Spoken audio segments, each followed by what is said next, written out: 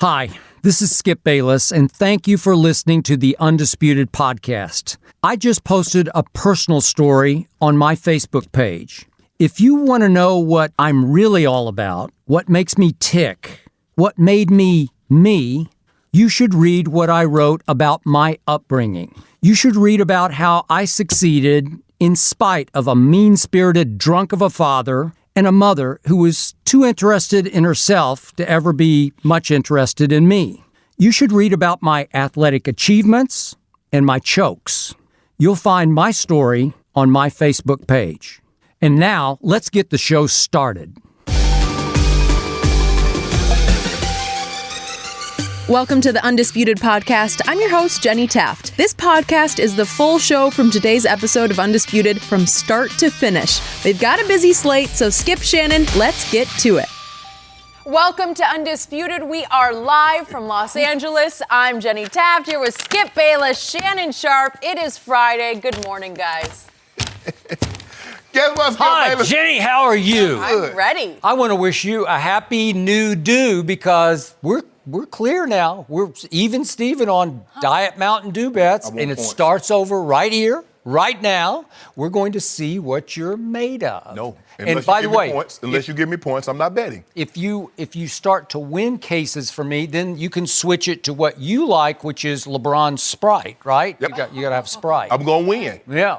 What you mean, if? Did you hear the lack of conviction in that I'm voice? going to He's win. already scared. No, I I'm- like it. Yeah. It's a Yeah. new year, Yeah. so you never know. Skip Bayless. Yes. It won't be long now. Okay, here we go. Yeah. We have a lot to get luck to because you won. I don't want on that luck. today's show. Maybe bets later, but did you guys see what James Harden Oh. did last night? Lord, See, now in the conversation for best player on the planet, then Skip and Shannon are going to make their picks for every playoff game this weekend, Yep, and we are here we going to go. start in Dallas. The Cowboys are a 2-point favorite tomorrow night against the Seahawks on Fox. Seattle beat Dallas 24-13 early in the season, and they were all over Dak Prescott in that game, causing 2 interceptions, sacking him 5 times. Dak will be playing in only his second career playoff game, and earlier this week he said, quote, "I don't pay attention to any stat but wins and losses." Shannon, who wins tomorrow night on Fox? I'm going to pick I'm going to take Seattle, Skip. I'm shocked. Early in the year, these two teams did play. But I will say this, Skip. I've always felt that the team that lost in the regular season, if the teams were to meet again in the playoffs, the team that lost has an advantage.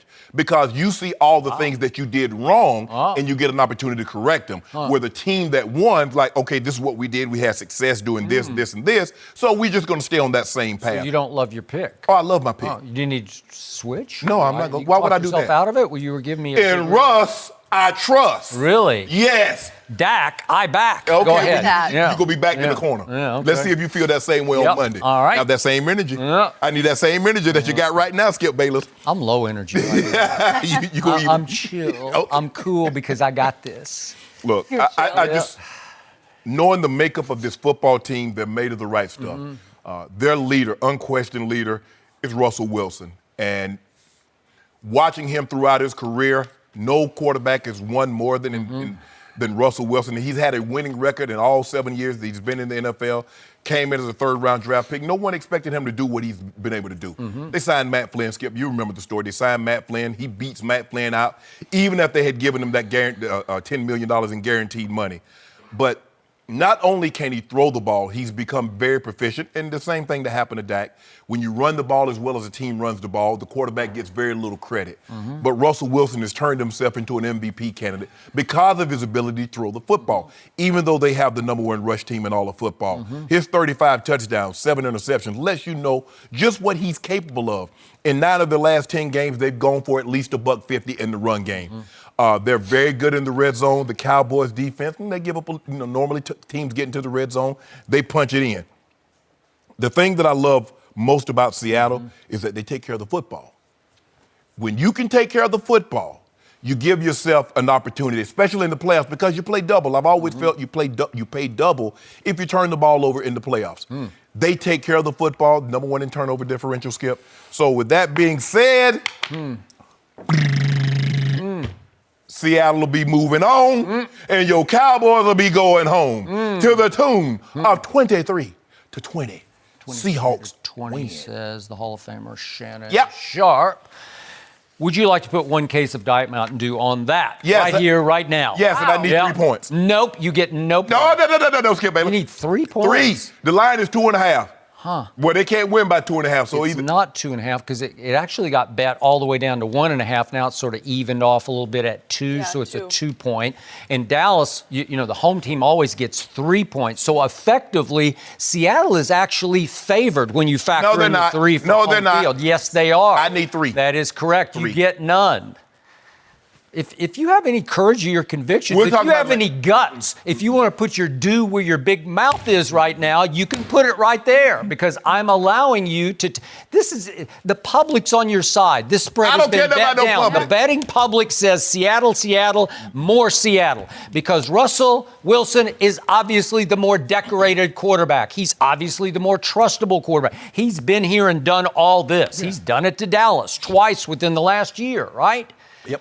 Okay, he's won a Super Bowl. Russell Wilson has won a Super Bowl, and you need points? Yep. Are you kidding me? I'll take it straight up for a case. Nope.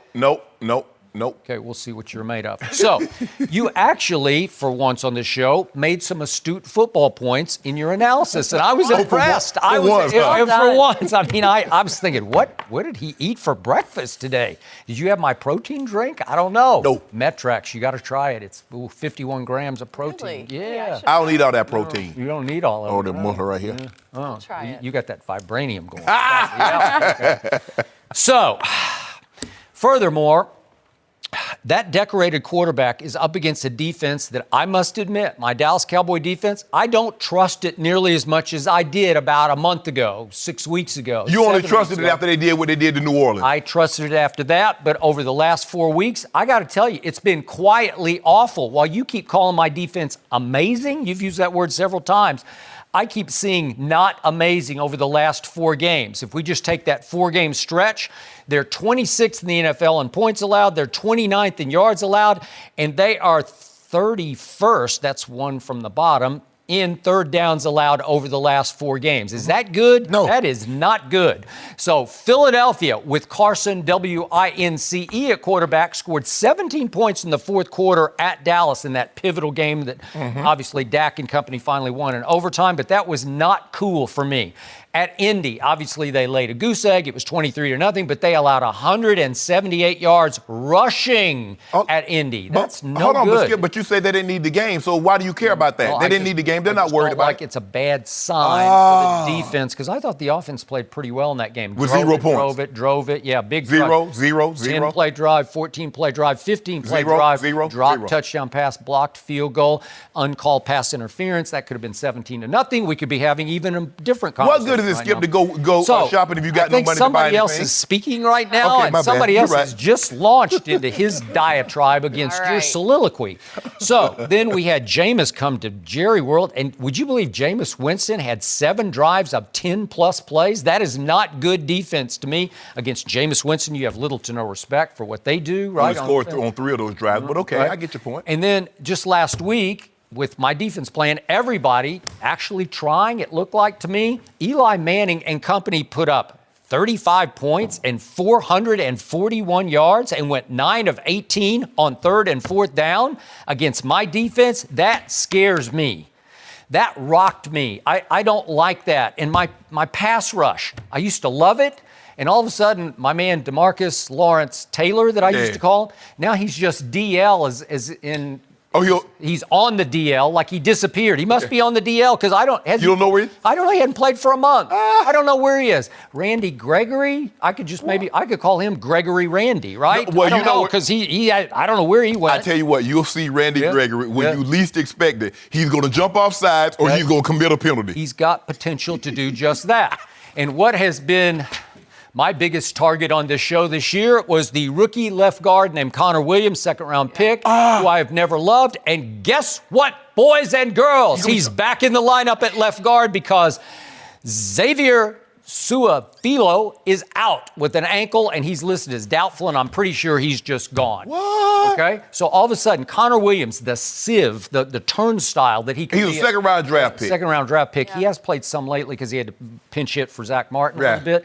But again, could that be with Frank Clark? Do you know Frank Clark is a hellacious pass rusher? What do you have, 14 and a half sacks? Yeah. Jaron Reed is another on the inside of the D tackle. That's who he's going to have to worry about. St. Nick, Alabama, second-round pick in 2016. Yep. So you got two of them coming, and all of a sudden, Connor Williams, who's a little undersized and a little understrength to me, he might just be looking like this the whole day, like people running by him, and that scares me for Dak's sake. And yet, I just piled on with objectivity to your argument. All that said, I still love my football team, and I love my chances, and my team is going to win this game 20-13 because motivation is on my side. What did I tell you when my team took off from 3-5? It went on a revenge tour, just like Michigan went on a revenge tour that you covered often during the college football season. My team said, we got to get even with all these people in a row. And they got even with Philly twice. And they got even with Washington for that horrendous call that went against them at the end of the game. Remember that one? He didn't move, no. Yep. But they got even with Washington on Thanksgiving Day. They got even with Atlanta at Atlanta for that debacle last year when Dak got sacked 8 times. And they got even with all the doubters and the naysayers and the critics and the Cowboy haters who said New Orleans is going to blow them off the field on Thursday Night Football, and it was 13-10 Dallas. They went on a run because they said, let's do this. They had motivation that came in packages of rivals. And all of a sudden, Seattle is becoming a rival to them because Seattle went in there late last year on Well, you got to win some games for it to be a rival. Oh, okay. When the last time the Cowboys beat Seattle? Maybe it starts Saturday night. Okay. Because how about the Dez drop game last year on December 24th at Jerry World? It was horrendous what happened. And Dez Bryant, I can't get that play out of my mind when he's in the middle of the field. Remember, and Dak thought he was going to go one way. I don't know if we have that play. Well, that was 2 years ago, right? No, it was last year. It was last December 24th. Oh, yeah. Tipped it up in the air. Oh, yeah, last year. It was terrible. That was the beginning and the end of that game was that throw right there. And that was the end of Dez Bryant as we knew and used to love him in Dallas, Texas. Right. And that was the epitome of what happened in that game, and that was 21-12. So my offense has scored 12 points in that game, and then it was 24-13 in week 3 at Seattle this year.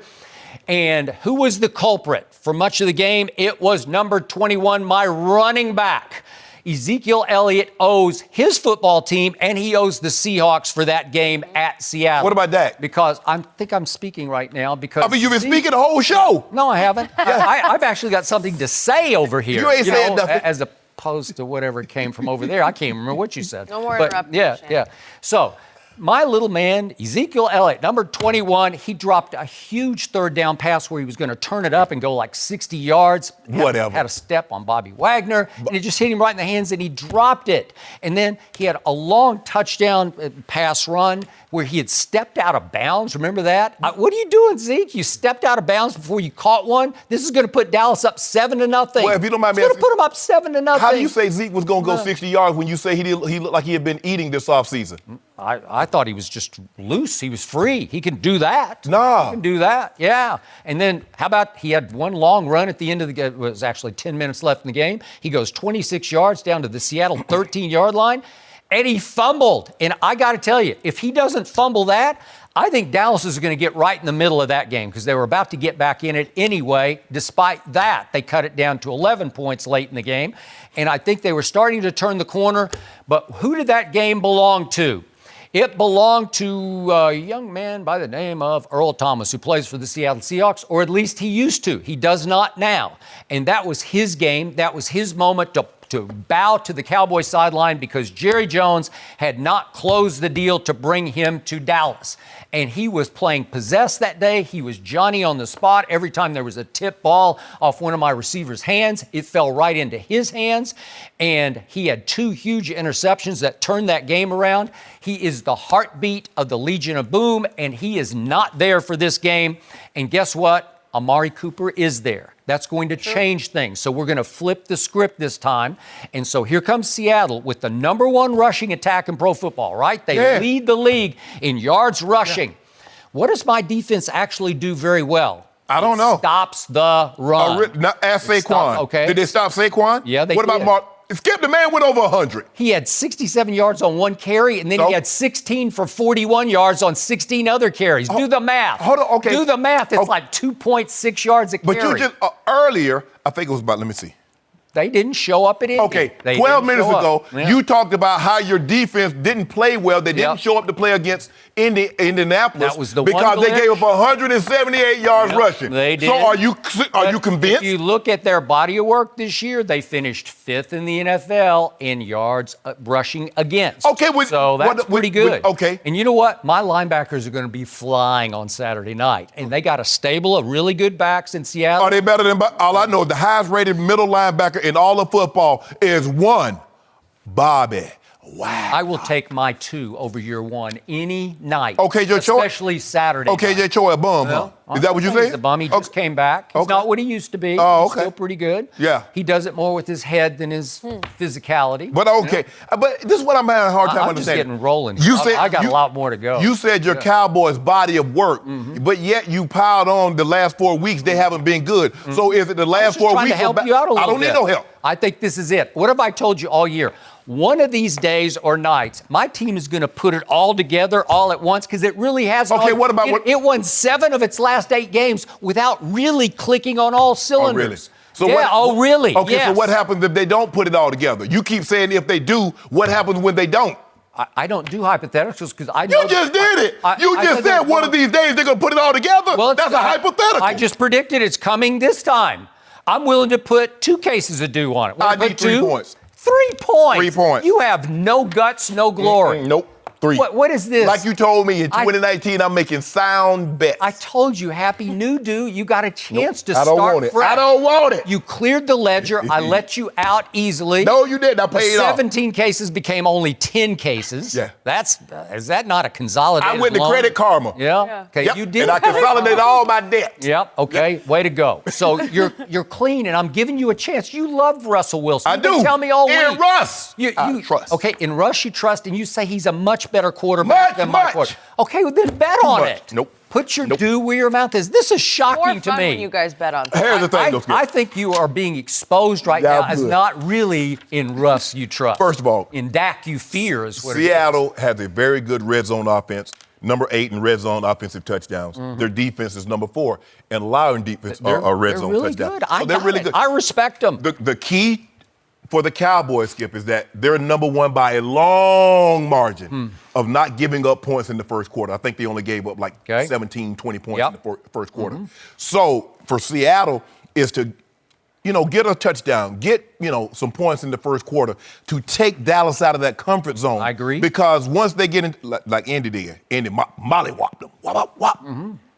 Take them out of their comfort zone and force them to play your type of game, your style of game, as opposed to what they really want to do. So, Skip Bayless, I will give you this. Dallas, the defense hasn't been the same. Maybe they started reading the paper. Maybe they listened to how good you told them they were. Jerry said they were different cats after they beat New Orleans. They were They different gave up 10 cats points. They were awful. Last 4 games, Skip, they've given up 25 points a game. Is that different? What's so different about that? Maybe it's desire, maybe it's motivation, maybe And that revenge tour you're talking about, pretty soon that thing going to be up to about 15, 20 teams for old khaki pants. Because Florida mollywopped them. Ohio State beat the bricks off of Notre Dame, so they got to go on another revenge tour next year, Skip Bayless. I guess so. Your They team went on a good one, and it cost you 3 cases of Diet Dew. It did. Yeah. But your team will have to get their revenge tour. They're going to start writing a list down because they're going to have to go on one next year. Because their season ends on Saturday night. So here's the other point that you have missed. My team is 7-1 at Jerry World. That's a flip script because it didn't used to be that way. They used to struggle at home. As I used to tell you, that stage used to be America's stage. It's concerts and it's basketball. Still and is. It's boxing. Still is. It's where everybody goes for the big event. Sure. And the visiting team always felt like it was a neutral field for the visiting team. And all of a sudden, that's a new day there. Really? It gets loud. They were in there. 7-1, huh? Yeah. If you don't mind me asking, Skip, in 2016, when Dak's rookie year, when they went 13-3, how many home games did they lose? I don't remember. Exactly. Yeah. So it doesn't matter. The only one that mattered to me was the last one. And what happened in that game? How has the script again been flipped this year? What happened that year? They took their foot completely off the gas because they had won the NFC East and they had a bye week before their home game against Aaron Rodgers. So they went effectively 3 weeks with no football because they mailed it in at Philadelphia. The starters barely played. Okay. Dak lost the QBR race that day. You're going to lose it anyway. Yeah, well, I don't think he was. He had a terrible QBR because he played 2 series in that game. So they didn't play that game, and then all of a sudden they take a week off and then another week until you get ready for Aaron Rodgers. So they had not played football for 3 weeks, and what happened in that game? They fell behind 21-3 because they were not ready. It was a young football team with a rookie quarterback and a rookie running back who had not been through that before. They weren't ready, but then once they flipped the switch, what happened in that game? Nothing. Dak Prescott threw for 300 yards and 3 touchdowns and rallied them from 21-3 down to 31 all. I don't know about no rally. Okay, this time they will start much faster. And you make a good point. Maybe Russell Wilson can jump out ahead. I don't think that's going to happen. I think my team will gain control quickly and stay in control the whole game, which is why I'm saying 20-13.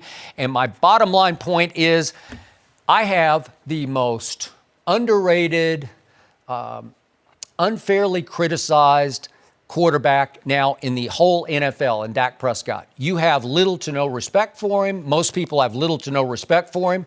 And I think he's hearing that all week long. And I think this is his stage to outplay Russell Wilson, to make a national statement on Saturday night. Fox TV, Fox, there's no bigger stage than Fox, right? And he is going to play his game of the year, and he's had a bunch of good ones. And I keep reminding you that over his first 3 years, all he did was set the record for completion percentage in the history of the league. No quarterback through his first 3 years has had a higher completion percentage than Dak Prescott. Through the first 3 years, Dak Prescott led the NFL in game-winning drives. That little stat. Hold on. That's not a little stat. Game-winning drives? In his That first little 3, stat? let me ask you a question. In the first 3 years, did he lead in wins? No. Hold on. 13-3, 9-7, 10-6. That's pretty good. It's not better than Russell Wilson's. I don't know. Eddie, I know. What about touchdown passes? Huh? No. Okay. No. And Okay. no. Well, then put your due where your 3 mouth points. is. I'll do 2 cases straight What, up. 3 points? I No. got Dallas. What is this? Nope. You've gone chicken in the new year. I want 3 points. Buck, buck, buck, buck, buck. I want 3. We got Give me a 3 chicken. points. I like You it. should have worn yellow today. The line you have a open- yellow jacket. The line Sure he opened at does. 2.5. I want 3. Give me 3. Please. 3. What is Yep. this? I've got the effective underdog. You get 3 for home field. I tell you what. I'll go straight up if you go ahead and take Clemson straight up against Alabama. Why would I do that? Okay, why would I do that? Exactly. But why would I take, what's Clemson now, 7-point underdog? No. Huh? Yeah, they are. Come on. He's tough in the new year. I don't get tough. Nope. Boy, doesn't want to. I think we have cowardly going on. Yep. You're the cowardly lion. You used to just be the lion. In 2019, I'm making sound financial decisions. Really? But what about all the new shoes you already are wearing in the new year? Aha. Those are hodos, carry-ons. Oh, Yeah. really? And bro, they hadn't purchased anything in 2019. I predict by the end of the show, we will have a bet on this game, one way or the other. We will Clemson- figure this out. It's a 5-point underdog. Yeah. Which one? Clemson's a 5-point Okay, underdog? yeah. Straight up. Do I get 5 with Nope. Clemson? What is What do you this? mean? Why don't I just give you? Okay. Why don't we start out? I'll just give you 5 cases. You'll be up 5. No. I'll give you a I don't- 5-case no, advantage. no. And I'll try to win them back. I'll tell you, this is what we'll do, Skip. You give me 3, I'll give you 3. Alabama, I'll give you Clemson in 3. I don't like Clemson. I don't root for Yes, Clemson. you do. No. I don't. You're right. You don't like Clemson. You dislike Alabama. So anybody that plays Alabama, you root for them. So I'll give you an opportunity. Can we bring back Deshaun to play in this game? No. Yeah. No. He's Hold on. busy He's this busy? weekend. Yeah. Well, what about Lawrence, the rookie? He's I mean, really a good. freshman, not a rookie. Yeah, Freshman. He's a He's freshman. good. Yeah, look good. He's really Big, good. 6'5". He's going to be really good, Yeah. but maybe not so much on Monday From night. Georgia, that's how we get them down. Okay, so it's in Dak you back and Russ you trust. Yep. We're just going to leave it at that. No T on the little end. shaky. No T on the end, Jenny. Yeah. Russ, I I said trust. Oh, trust. Yeah. Sorry, my bad. Okay, we're going to move on. There was a classic game in the NBA last night. Is James Harden now in the MVP conversation? Now the Warriors in trouble. I'm actually saying that. We'll discuss next. No mercy. The Rockets and Warriors had an epic showdown in the Bay last night. Golden State was up by 20 points in the third quarter, but they lost the lead in the fourth. James Harden continued his recent scoring tear. He hit a three-pointer to tie it up late in the fourth. In overtime, there was some controversy when Kevin Durant was out of bounds when he saved the ball. Steph Curry hit a jumper to put the Warriors up by 2, but Harden stayed hot, hit the game-winning three in the final seconds. He finished with a triple-double and has scored at least 40 points in 5 straight games. Let's take a listen to Steph and Harden after the game. I don't know where it ranks, but I'm just happy to come away with the wins. It was a total team effort. I just try to go out there and do my part at the highest level. Obviously, James made a bunch of tough shots. They got the ball moving and hit a bunch of threes in the third quarter. They gave us some life. I don't know if it's slow rotations or just a little laziness with that lead, but again, you have a lead like that, it's a tough way to go out. All right, Shannon, take me through what happened last night. Harden happened. He's unbelievable. This might be as good a performance that you will see this year, I know for certain. This might be the best performance that I've seen over the last couple of years, given what he's up against and given the team that he's up against. Now, mind you, he's playing without his second best player on the team, Chris Paul. He's also playing probably without his fourth best player on his team in Eric Gordon. Maybe his third best. I don't know. Well, I don't know. Capella was a monster. I know, but you can argue. Go ahead. Yep. And to do what he did, Skip, on the road, down 17 at the half, at one point down by 20 in the third quarter. And he says, you know what? I'm not going away. And you're talking about he might be in the MVP discussion. He's in front of the MVP discussion because he's it. Wait. Oh, yeah. LeBron guy who plays no, purple Skip. and gold. Skip. That guy, he's out of sight, out of mind. No, Skip. In these last 12 games, they're 11-1. Yep. James Harden is averaging 40, 9, and 6. 40 points, 9 assists, 6 rebounds. And when you look at it, you're like, okay, he had 44 points. But Skip, he had 15 assists. So not only is he getting his buckets, now he's a volume shooter. He's not going to be very efficient. The dude got up 23 threes. Let that sink in, Skip. Teams, there are teams that don't average 23 threes tonight. One guy on one team got up 23 threes. Now, he's a volume shooter. He's not very efficient. But once he gets cooking, oh, it's good night, Irene. Oh, all he's going to do is offer you the benediction. I never knew who Irene was. Yeah. I don't know her. Do you know who she is? I don't know. But I good seen night. her come. Good night to her. Yeah, Skip. Yeah. When this joker gets when James Harden gets going like he's going, Yep. Skip, ain't nothing you can do. It's like the church, the Baptist church, they say, oh, we're going to give the benediction, and we're going to turn out we going home. Skip, he got it going. Well, he had it going early, but then he really got cooking in the third. And then once he gets cooking, because he can Skip, he got handles.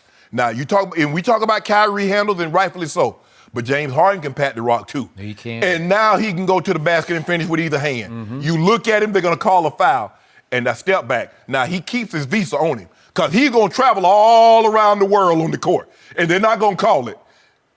Can't do anything with that. They even tried to take the game from Houston. Skip, this look, they're going too far with this bird challenge. This bird box challenge that they got going on. Kevin Durant wears a size 42 shoe. The man takes 3 steps out of bounds. He's up under the Warriors bench, throws the ball back in bounds, and the ref looking like this here. Did you not see Kevin Durant take 3 steps out of bounds, Skip, with those size 42 sneakers on? I have no idea how they missed that one. They didn't miss it. That wasn't even close. Yes, thank you. Thank you. I can see, we didn't know he had a toe on the line or what. We need to review that. No, you don't need to review that. Thank you. Come on now. That's ridiculous. But the shots that James Harden hit to tie it, the game winner over Clay and Draymond, Skip, from about 29-30. What you going to do? Or you say, okay, that's when you just look at the coach like, coach, it's not like they didn't have a hand up. They had 2 hands up. But he just had it going. He would not let his team lose. I'm not overly concerned about the Warriors, but this is what I think, Skip. They might need Boogie more than we previously thought because we thought Boogie was just going to be a little icing on the cake. Now, Boogie might be the cake with the icing because what we're starting to see now, we haven't seen them lose like this. I still don't believe that a team, because look, they've lost 4 or 5 games at home. The question is, They've lost 3 in a row at home. can someone beat them 4 times in a 2-week span? That's the question that you have. We've seen Houston beat them. We've seen Milwaukee beat them. The Lakers beat them. But do you believe they can beat them 3 more times? Yep. Now, if James Harden gets it cooking like this, ain't nobody beating Houston, because they go from 14 all the way to 4. Now, here all of a sudden, here they come. Skip, he's been unbelievable. And before I turn it over to you, Skip, I just want to know, I just need to know this. The Golden State Warriors have the best player, Skip Bayless told me, Jen. Yeah. The Golden State Warriors have the best player in basketball in Kevin Durant. They have, by any metric, in most people's estimation, they have the 3rd or the 4th best player in Steph Curry. They have one of the top 5 shooters in the 70-plus year history of the NBA in Klay Thompson. They had a 17-point lead at half. They had a 20-point lead at one point in time in the third quarter. How? With the best player in basketball on your roster, the 3rd or 4th best player on your roster, how do you lose that game? Because I know the conversation we would have had that been LeBron James. You say he's the best player. Jenny, did you not say that he was the best player? Yeah, he's the best player. Wait, the LeBron who's failed to close about 8 games for the Lakers that they should have. Kevin Durant had a twin. Why didn't Kevin Durant close this, Skip, baby? I think I walked into that trap. You see what I got it. Why didn't KD Tell me when it's my turn. Is it my turn? You going to answer my Thank question? you. Like you do me. You going to answer my question?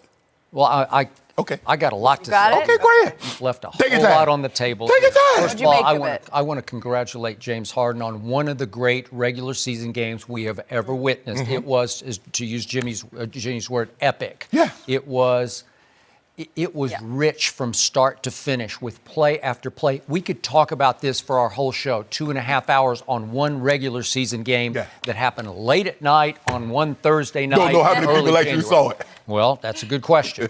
So the point is that despite all of his heroics, James Harden's, Golden State blew this basketball game 10 different ways. And I'm going to say it again and again and again. Golden State is a troubled basketball team, and it started from that flashpoint moment that Draymond Green called Kevin Durant, the best player on the planet, the B word on the bench when they blew up at each other because Kevin had dared to say, why don't you give me the basketball? And from that moment forward, this has been a troubled team. And you can just trace it right back to that flashpoint that night against, I believe, the Clippers. And show me I'm not right about that, because it hasn't been right in Golden State since then. Could DeMarcus Cousins change the world? Could it flip the script back to make them the prohibitive favorite? I don't know. Can you just blend them in like that? We'll see. Will he be that healthy? Will he be 100% healthy? Do you believe he's better than Loney? Well, sure he is. Okay, well, then that's all you need. But he is a force. He has an He ego the size of his body. He does. And he's going to want to shoot the basketball. He's capable of sharing the basketball, but he's going to be a tough blend for them on the fly. Correct. So now let's go back to what really happened here. Golden State, with 127 left in regulation, Kevin Durant hit one of those shots that only he can hit. He had a turnaround jumper where you just say, that's too good. Because as much as you raved about James Harden, when this guy gets it going, when 35 gets it going, because he's 7 feet tall and he shoots the ball from up there, nobody can even get a hand up that high. So he made that shot of shots, and it looked like that's it. Guess what? They're up 6 points with 127 left. That's the 2-time defending champs, Golden State Warriors, at home, up 6 with 127 left. You can't close that deal? No, what do you mean, you? Huh? No, I need the 2-time Finals MVP to close that game. I don't want to hear no you. So James Harden goes down to the other end and turns it over, as James is wont to do. What do you have last night? 6? He leads the league in turnovers. He's just going to turn it over because he's going to try a lot of stuff. What do you wind 7 up with? turnovers. 7 turnovers, okay? 7 out of the 10. Okay, well, he's just going to do that. He and Westbrook are going to turn the basketball over. So all of a sudden, Kevin Durant has the basketball in his hands, up 6 with 1 minute 9 seconds left. And what did Kevin Durant do at that point? He went dagger. There were 15 seconds left in the shot clock. You could have eaten 15 more seconds. And he just pulled up from the top of the circle, beyond the top of the circle, and shot a three. And if he makes it, they're up 9 with a minute to go. And he missed it. To your credit, he was not the best player on the planet at that moment. He missed that shot of shots, and the gate swung wide back open, and here came the Rockets. Do you have a problem with him taking that shot? You know what? He'd been fairly hot, and he is the guy on that team. He is the alpha on that team. He is back-to-back finals MVP, and he just said, I'm going to do this. I'm going to close the deal right here with this shot. And he took it, and he shot it with conviction. It looked good to me off his hand, and it just was a little long. No. Do you have a problem No, with I don't. Okay. I don't, because is he not the man? Did Steph not say, we need you to do this for us? Okay, but for one night, early January, it did not happen. Then the Rockets come right back, and all of a sudden it winds up a tie game, and then I'm going to take him to task again. Kevin Durant, with 28 seconds left, gets the switch onto our man Austin Rivers, who's playing not just well for them, he's playing great for them. He has filled the void left by CP3 and now Eric Gordon. Austin made some big shots last night. So he's got a switch on Kevin Durant, and Kevin's got his fadeaway to win the game with 28 seconds left. And he missed it. He left it short. Well, okay, that's on him. So, again, that's him. That's his fault. And then James Harden had a big three at the buzzer that could have gone in, but it didn't. So we go to overtime. So now insanity ensues. And to your point, you've got the out-of-bounds play. But I got to go to a play that happened with 33 seconds left in overtime. James Harden drives on Draymond. And this is a play of the game. This is going to decide the game. He drives on Draymond, and I can't see Draymond do anything but go straight up. That is not a foul. He played that as beautifully defensively as you can play it, and they called a foul on this play. You can't call a foul. He went straight. There's no contact at all. I see no contact. If there's any contact at all, he about got his hand on the basketball. They sent James to the line to tie the game with 33 seconds left. And again, we talk about the step back 3 fouls that he gets. Right. Okay, that's just a gift. You got to let that one go, right? How does he get so much respect from the refs? That's beyond respect right there. Steve Kerr talked about it after the game, and Draymond, rightfully for once. The problem with Draymond is he bellyaches after every call. Exactly. And so you don't know. Can't even, it's like you cried wolf too many times. Exactly. But in this case, you shouldn't have cried wolf because you were right. And what did James do? To his credit, he is a big-time free throw shooter. He's made, in that stretch you talked about, the last 11 games, he's 88%, so he's making his free throws. But Skip, did you see him put the stat up on the thing about since James Harden has gotten in Houston, he's like 1,700 free throws, almost 1,700 free throws ahead of the next closest. Skip, that's ridiculous. It's pretty ridiculous. I agree. So we go to the other end. KD gets away with the save. Maybe it was a makeup call. I don't know. Maybe they felt like we shouldn't have called that foul on Draymond. And then the play of the game, and one of the plays of the year happens with 5.5 seconds left. And I want you to tell me what you see here, because this is the game saver. And I want you to tell me whether this is pure genius or just luck, because James Harden dribbles. He's dribbling. Now, it's going down. It's a tie. They're down. They're down 2 right now. They're down 2. He picks his dribble up. He picked his dribble up. And guess what he does? Guess what he did? Is this genius? He bounced the ball off. No look. He doesn't even look. And he bounces it sideways off Steph's foot. They called Steph for kicking the ball. Steph didn't do anything. But the ball bounced right back up to James. Did he aim at Steph's foot? Because you did a stupid thing. You picked your dribble up. Right? And you're going away from the basket. Is the game not about to end with you down 2? Right? When you pick your dribble up, are you not dead at this point? Yes. Because who's going to shoot it? Austin, some 40-foot fall away or something? And instead, he doesn't look, and he bounces it sideways off Steph's foot.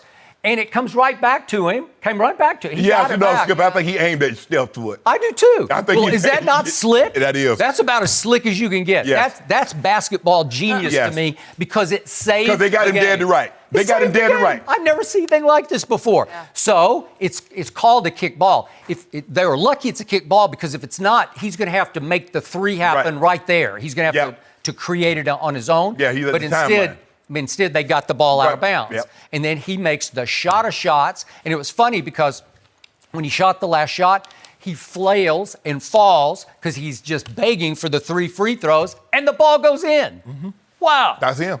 And then he yells something at Draymond that I can't repeat because I'm not exactly sure what it was, but it wasn't nice. Yeah. But that's, I guess you earned the right to do that. But Skip, he was hitting shots in Kevin Durant's face all night. Klay Thompson's face. Everybody was on it. When I know you can't. When these guys get it going, all the top guys, they get it going. There's nothing you can do. I don't care how many guys you run. But push up on him, push him out further. And guess what?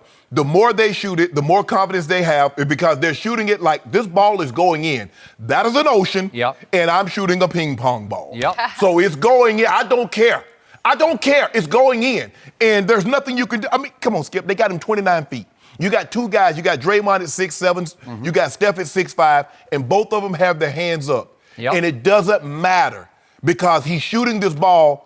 Skip, he always falls. There are very few times that you'll see James Harden shoot a three, he just falls and he doesn't fall. I know. It's part of the repertoire. Yes, what he and does. they give him the call. And by the way, he falls so much that I can't believe he makes so many of them because it kind of makes him off balance. Right. He doesn't shoot it purely. He's always like leaning, falling. Yes.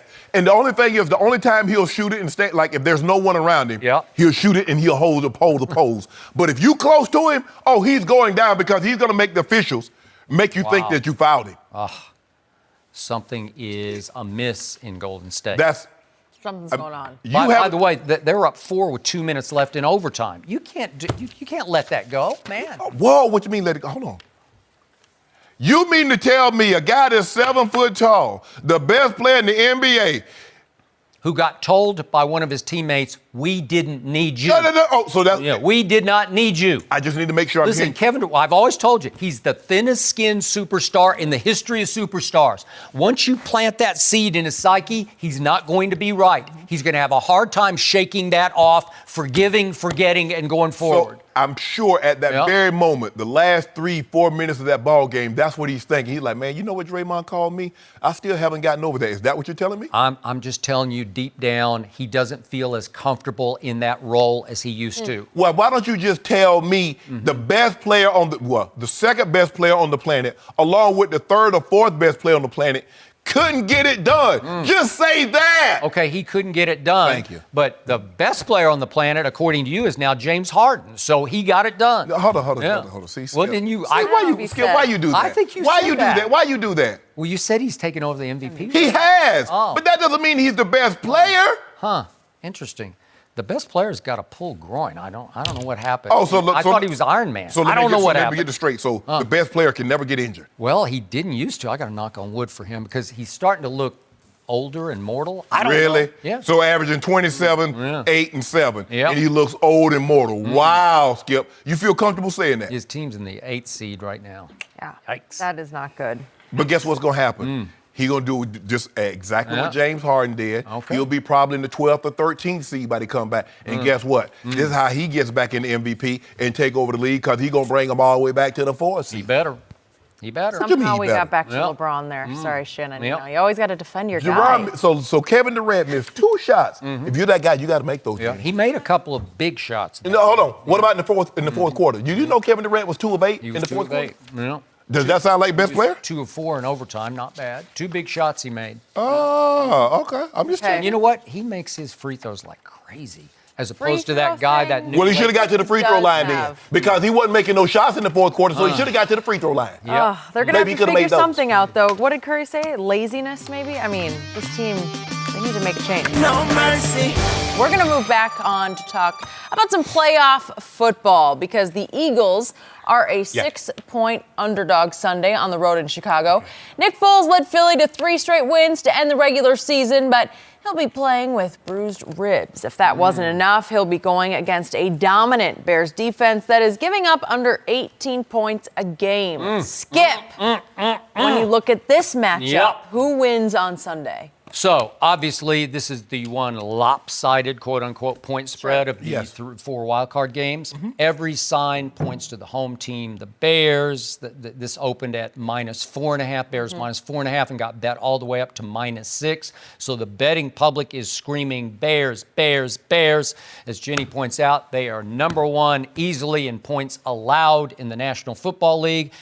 And that young quarterback of theirs, he has shocked me in one aspect. he is proving to be almost as good a runner as Lamar Jackson with the football. And it's really balanced out his game. It's made him much more dangerous than if he just hung in the pocket and threw it, because I still don't think he's that good of a thrower of the football, especially under any kind of pressure.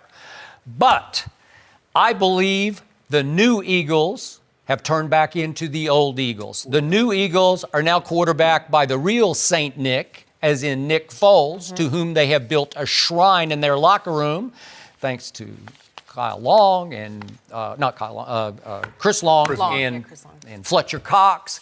They love this quarterback because this quarterback operates their offense better than your quarterback operates their offense. Nick Foles is just better at this than Carson Wentz is at this. Nick Foles is more battle-tested than Carson Wentz has been because, again, Carson Wentz has still played no playoff snaps for this team, right? So all of a sudden, right on schedule, they became the most dangerous team left in the playoffs because they've turned back into the defending champs.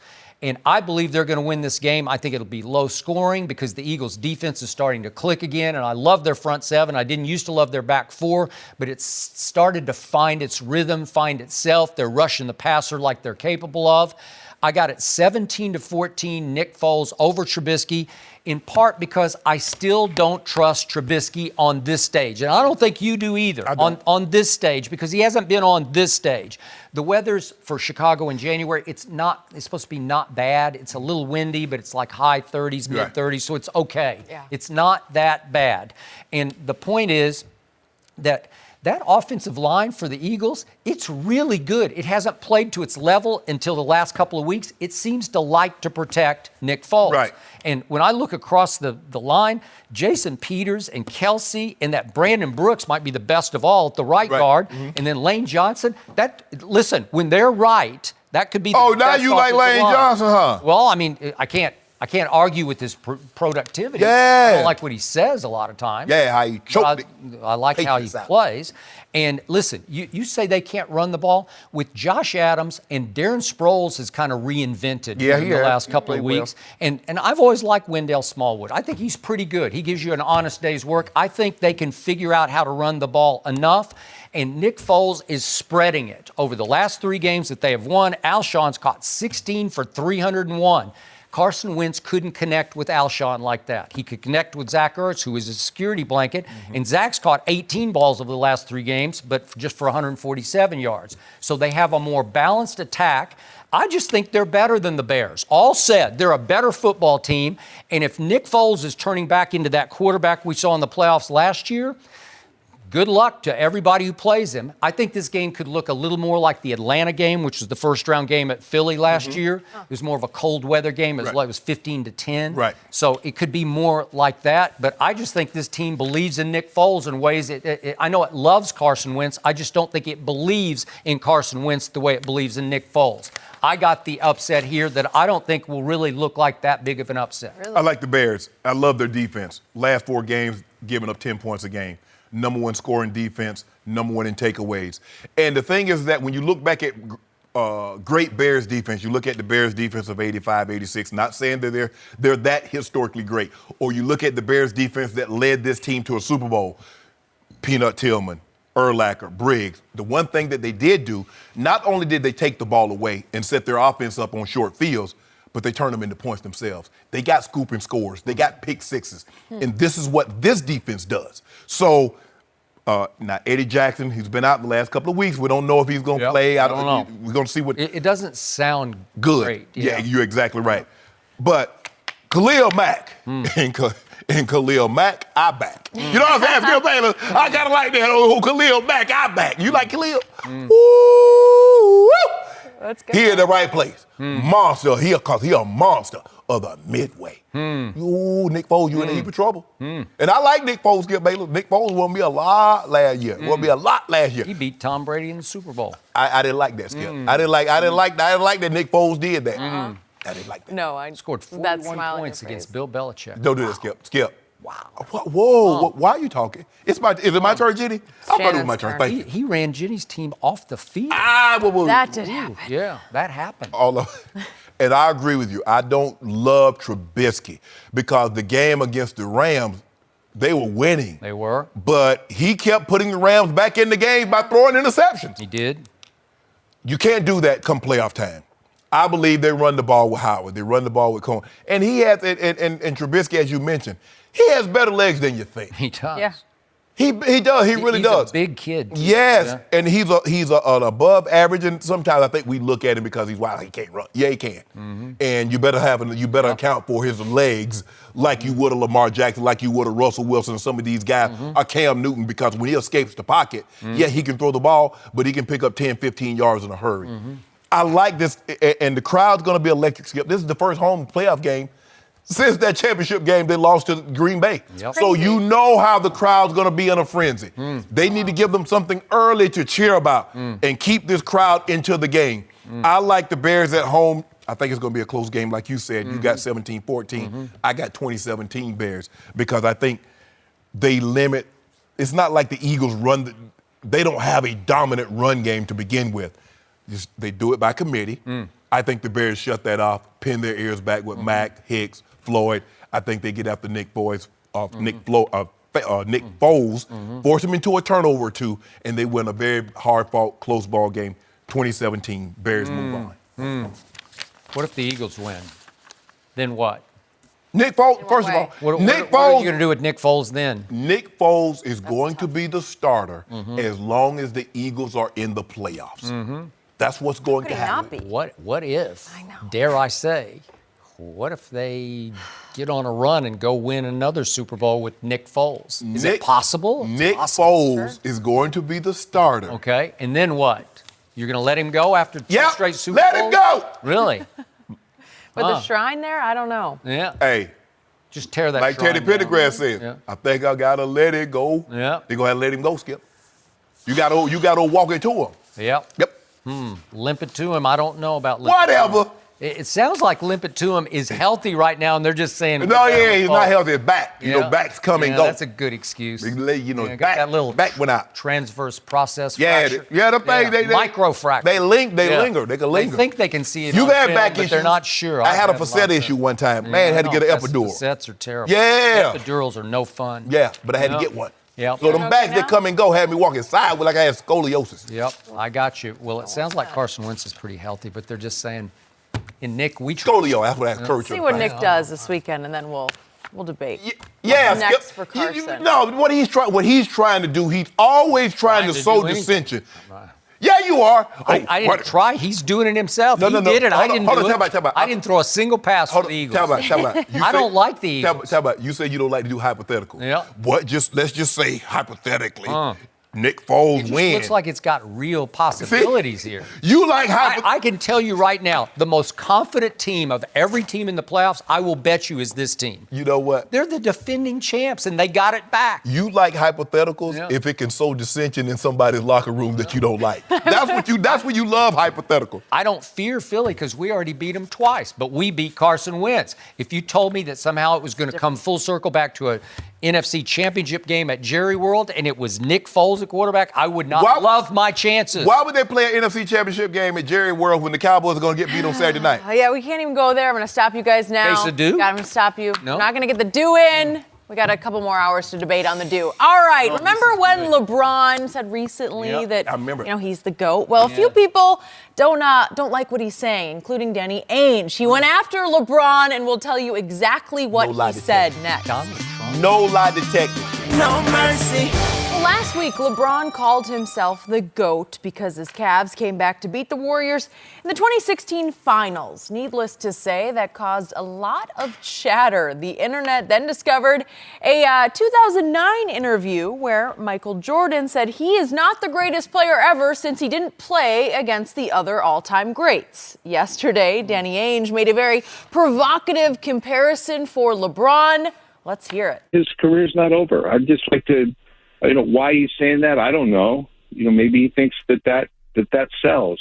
Maybe he's taking the Donald Trump approach and trying to sell himself. I don't know. But, time will tell. I think history, I don't even know if anybody knows who the greatest of all time is because the years are so different. Okay, Shannon, does Shannon he have a point? No, he has an opinion, and he's perfectly and well entitled to his opinion.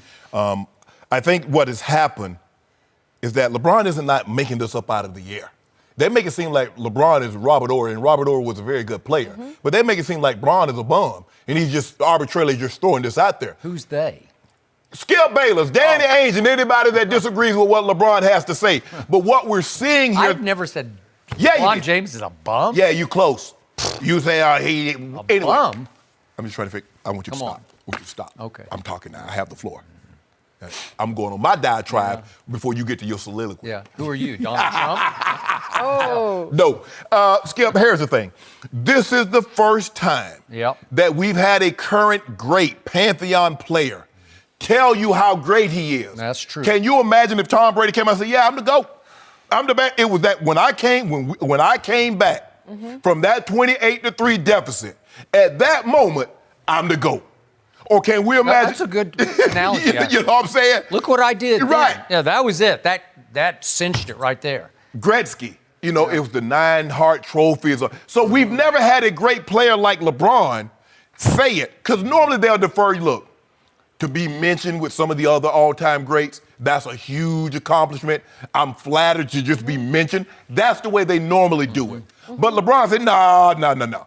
I'm tired. I'm not going to be like most of you guys, inauthentic, knowing damn well that Magic Johnson thought he was the best. So did Larry Bird. Now, Skip Bayless, you know Michael Jordan a little better than I do, but I know him a little bit. You know good well Michael Jordan thinks he's the GOAT. He wants everybody to know that he's the GOAT, and he will tell you that he's the GOAT. Correct. How many times? How many interviews have you heard him say, I went on the court because I wanted you to know that I was better than you. I wanted you to know who and what I was. That's what he says. Now, all of a sudden, he gets here and LeBron and Michael Jordan won't be humble. Michael Jordan ain't never been humble. Did Michael ever say, I'm the GOAT? No. No? But in the interview, he told Michael Wilbon he's uncomfortable because I didn't play against Will. Y'all need to stop this. Mike, you need to stop. Mike, you need to stop with this bull jive. Because you and I both know, Skip Bayless. Michael. Are you talking about Michael Jordan or Michael Wilbon? Wilbon, all he did was ask the question. But you and I both know Michael Jordan thinks he's the GOAT. And privately, he will tell you he's the GOAT, Skip Bayless, and you know it. Privately, he would. And he would believe it with every ounce down to his toes of his Every mind. single ounce. Yep. And the thing is, the analogy that, and I think this is where people did Danny Ainge just compare LeBron James to Donald Trump? Yes, he did. And it's like, hold on. But Skip, before candidate Trump became President Trump, a lot of people in the black community thought very highly of Donald Trump. People rapped about Donald Trump. People said, I'm the Donald Trump of the ghetto. Yep. But then come to find out that he was a bigger fraud than we thought. LeBron James ain't no fraud. Okay. The dude, you look at his numbers, they speak for themselves. You look at what he's done, they speak for himself. We just never heard Babe Ruth says I'm the greatest. We never heard bad about, now Ricky Henderson did one time say, once he became the all-time steal leader, say he's the greatest. Nah, Ricky, you're just the all-time greatest base stealer. You're not the greatest baseball player. Skip, this is just uncharted territories because we never heard a Pantheon current great player says that I'm the GOAT, says I'm the best player of all time. Yep. And that's what's taking people, that's what's got people up in arms. That's what Kevin McHale weighed in and Danny Ainge and some of the other players saying it's disrespectful to the other great players for you to say, who are you to say that you're better than Kareem, that you're better than Wilt, that you're better than yada, yada, yada. LeBron says, I don't care what y'all think. I'm GOAT, GOAT, man. Yeah, that's me. That's you. Yeah. So, first quick point of order. There is no way Danny Ainge would have made this comparison to Donald Trump if LeBron had still been in Cleveland. Because Danny would have to deal, his team would have to deal with LeBron in the playoffs, right? So I think he was speaking a little more freely because he knows he wouldn't have to deal with LeBron probably ever, but not until the finals. At the craziest, right? Right. Okay, now, we all know, I'm stating the obvious here, that LeBron James is as far from Donald Trump as you can get in every way, shape, and form. He does have influence like President Trump, though. That's what I was about to get to. So I laughed out loud when I heard that Danny Ainge had compared him to Trump, and then I sat back and started to think about it. They have nothing in common except for this. And Danny does make a valid point that LeBron is now using his many powerful platforms in a similar way that Donald Trump sort of spoke it into existence. Donald Trump just kept sort of pounding the table saying, I am the greatest. And his constituents, his believers, started to say, you're right. Yeah. You're the greatest. Yeah. We're going to vote for you. Yep. And you know the rest of that story, That's right? Correct. Okay. So LeBron now has uninterrupted. He's got more than an athlete. He's got shut up and dribble. He's got the shop. Those are potent, huge platforms. Correct. And if you want to call them bully pulpits or whatever you want to call them, he's just got huge power. There's never been an athlete in the history of sports with this kind of power. Am I right? 50 million IG followers, probably another 100,000 on Twitter, 100 million on Twitter. In fact, it feels like he has 10 times the power that Michael Jordan ever had when he was a player. Correct. Now, he's got sneaker power. Right. He's got Right. lasting legacy power. Right. We get that. Right. But as far as commenting power, as far as being able to speak something into existence, right. Michael can't do it. We rarely hear from Michael. No. He has no platforms. Right. He just sells It'd have been sneakers. very interesting to see had Michael Jordan, the Michael Jordan that we know now, have been around in the social media era. Interesting. I don't know what would have happened. I don't know. It's not his style. No. Exactly. It is LeBron's style. Yes. It really fits him. He likes it and he thrives on Instagram. It's perfect for what he is. But he is different from Michael in one huge way. He wants to tell you who's the greatest because in LeBron's heart of, this is just my 2 cents from my chair right here. LeBron knows in his heart of hearts he's not better than Michael Jordan, but he's obsessed with becoming better. And he knows he's getting into his 16th year later in his career. What did he call it? I'm still chasing that ghost in Chicago. And now, in desperation, the only way to catch and pass the ghost is to convince your believers out there, your constituency, just tell them I am the greatest. Because a lot of them, as I call them the blind witnesses, they're going to buy it, man. And not only are they going to buy it, they're going to start to trumpet it through their social mediums, right? Twitter, Instagram, Facebook. They're going to start pounding their little tables all across social media.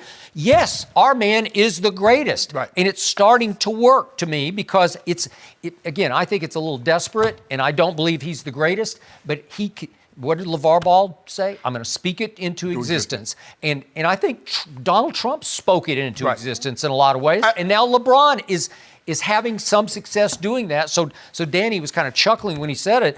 He said, I guess he's taking the Donald Trump approach, and there's some truth to that. I think the thing is that people perceive and look at President Trump as a carnival barker. That he just stands on the platform and he'll say anything. Even though Skip, see, this is why I disagree with you. I believe sincerely in his heart of hearts that LeBron James believes he's better. He's the greatest player to ever play in the NBA. I believe he sincerely believes that. President Trump, the difference between LeBron James, half of the stuff, I don't even believe President Trump. He knows it's not true. He knew when he said he had a bigger crowd than President Obama. Well, it's just... He has to know that's not true. He knows because here's the thing. Fair enough. President Obama made history. He was the first man of color to hold the office of the president. You just like all the other ones. Okay, but Donald Trump knows there are a lot of people out there they'll believe every word that comes out of his mouth, right? Exactly. So you're good to go, right? So, but I believe LeBron believes that. I believe that he believes his body of work and what he's been able to do. Because the thing is that I think the thing is, Skip, it's hard to say what Mike would have been in the social media era because he didn't have it. I think all these guys now are byproducts of the social media era. So they embrace it. They're like, I'm in it. I might as well embrace it and see where I go. Because we've seen people, Skip, become overnight sensation through social media. So these guys are like, hold on. He did it or she did it, and they don't have a discernible talent. And they got 20, 30 million followers. They're making millions. Hold on, I'm in the NBA or I'm in the NFL. I'm this and that. I might as well embrace it. But I do believe that he believes because what he's been able to accomplish. I think the thing is also, Skip, is that when you're great, and you know this about being around great players for 40 years, they believe they're good. They believe that they're better. I don't care who the guy is. If you think for 1 second that Tom Brady does not think he's the GOAT, you're sadly mistaken. Totally agree. He might not ever say it publicly, but guess what? Put him on the truth serum or get him around his friends when he has probably a drink or two. Shh, man, please. Muhammad Ali was the first one to say, I'm the greatest, and he backed it up. Am I right? He termed the GOAT. So I don't know who got it copyrighted because he should have said it. Because he was the first to say, I'm the greatest of all time. Yep. And that's where the GOAT was formed at with him. He was the first to say it. And actually, he went out there and backed it up. So, but Skip, that's an individual sport. This is a team sport. So we've never had, other than Ali, we've never had a basketball or a football or baseball player in hockey say, I'm the greatest. He said it. And guess what? He ain't lie. You know what? No lie detected. You know what I'm saying? Yeah. We're going to go back to the NFL next. Will Lamar Jackson get a win in his playoff debut? We'll discuss all that next. No mercy. The Ravens are a slight favorite at home against the Chargers on Sunday. Lamar Jackson has had a stellar rookie season, winning 6 of his 7 starts. One of those wins was 2 weeks ago against the Chargers right here in L.A. So, Shannon, who wins this one on Sunday? Man, I went back and forth with this one, but I'm going to take the Chargers in a very close ball game, Skip. I just believe that in come playoff time, the game always inevitably comes down to a throw. Yep. And people look at, well, Shannon, you played with Trent Dilfer, but if you look at it, Skip, it still came down to a throw. You look at the Raiders game in the championship. You look at the Tennessee game, we're down 7-0, and Trent hit me. I ran it down to the 1, and we get back in control of the ball game. What happened in the Raiders game? Yeah. Forget. What happened? One throw. You know what I'm saying? Old big play had to pick him up, put him down. Really? Yeah. How far was that? It was. That's a record. You know, ain't nobody got that record yet. I'm just teeing you up. I'm trying to help you. Yeah. It went for how far? Like 97 yards? 96 yards. The longest offensive play from scrimmage in playoff history. O'Shea. Huh. Yeah. I was an old man then. Old man. But you are the greatest. That's you know what you tell me. Now, you know, I don't know about the greatest football player, but I'm the greatest tight end. Yeah. I feel comfortable. The GOAT of tight ends? Yeah, okay. Really? All right. I think Blake Jarwin's going to have something to say. You whatever. Look, the Ravens run a really, really weird offense. But the thing is, you've already played it once, and you played it 3 weeks ago. So you should have a better understanding of what to do. Okay. The problem is that this is what you have to guard against, Skip, is that Phillip Rivers turned the ball over. First play of the game, he threw a pick. He did. And he played terrible that game. The Ravens got after him. They sacked him 4 times. They forced him into 2 turnovers, and Lamar Jackson ran the ball down the throat. But now, if I'm San Diego, and I do this with a lot of quarterbacks, especially early on, I'm going to make Lamar Jackson throw the ball for 250 to 300 yards. Okay. And if he does that, I walk to the field at the end of the game, shake his hand, and say, good luck, man. Heck of a game. Okay. I'm not going to let you get 47, 50 carries, shorten the game on one end, because when they run the ball 47 times, and they've done that before, Skip, they're only going to give you 45, 50 plays. That's not nearly enough, because then it forces you to take unnecessary risk, and you play into the Ravens' hands. They got a very stout defense. They finished second in points allowed, number 1 in yards allowed, and they can get after your quarterback. So, no. And look at that Lamar Jackson, Skip. He's averaged, since he took over the starter, he averaged 17 rushes. If you equate that over a full season, that's 272 carries. That would have been second behind Zeke, your quarterback. So you see how they want to play this game, Skip. They want to minimize his throws, maximize his legs. They got a bunch of running backs that can run the ball downhill, and they possess the ball, shorten the game, don't want to let you get big plays over the top of it. Rivers got to protect the football, but I'm going to go Chargers in a very close ball game. Again, 23-20. 23-20. So, I like Baltimore in this game, and I believe from everything you just said, I think you actually like Baltimore too, but your preseason Super Bowl pick was as you call them, San Diego Chargers, right? Ride with Phillip one more time. And you're going to ride or die, and you might die, because I'm going to ride with Lamar in this game over Phillip.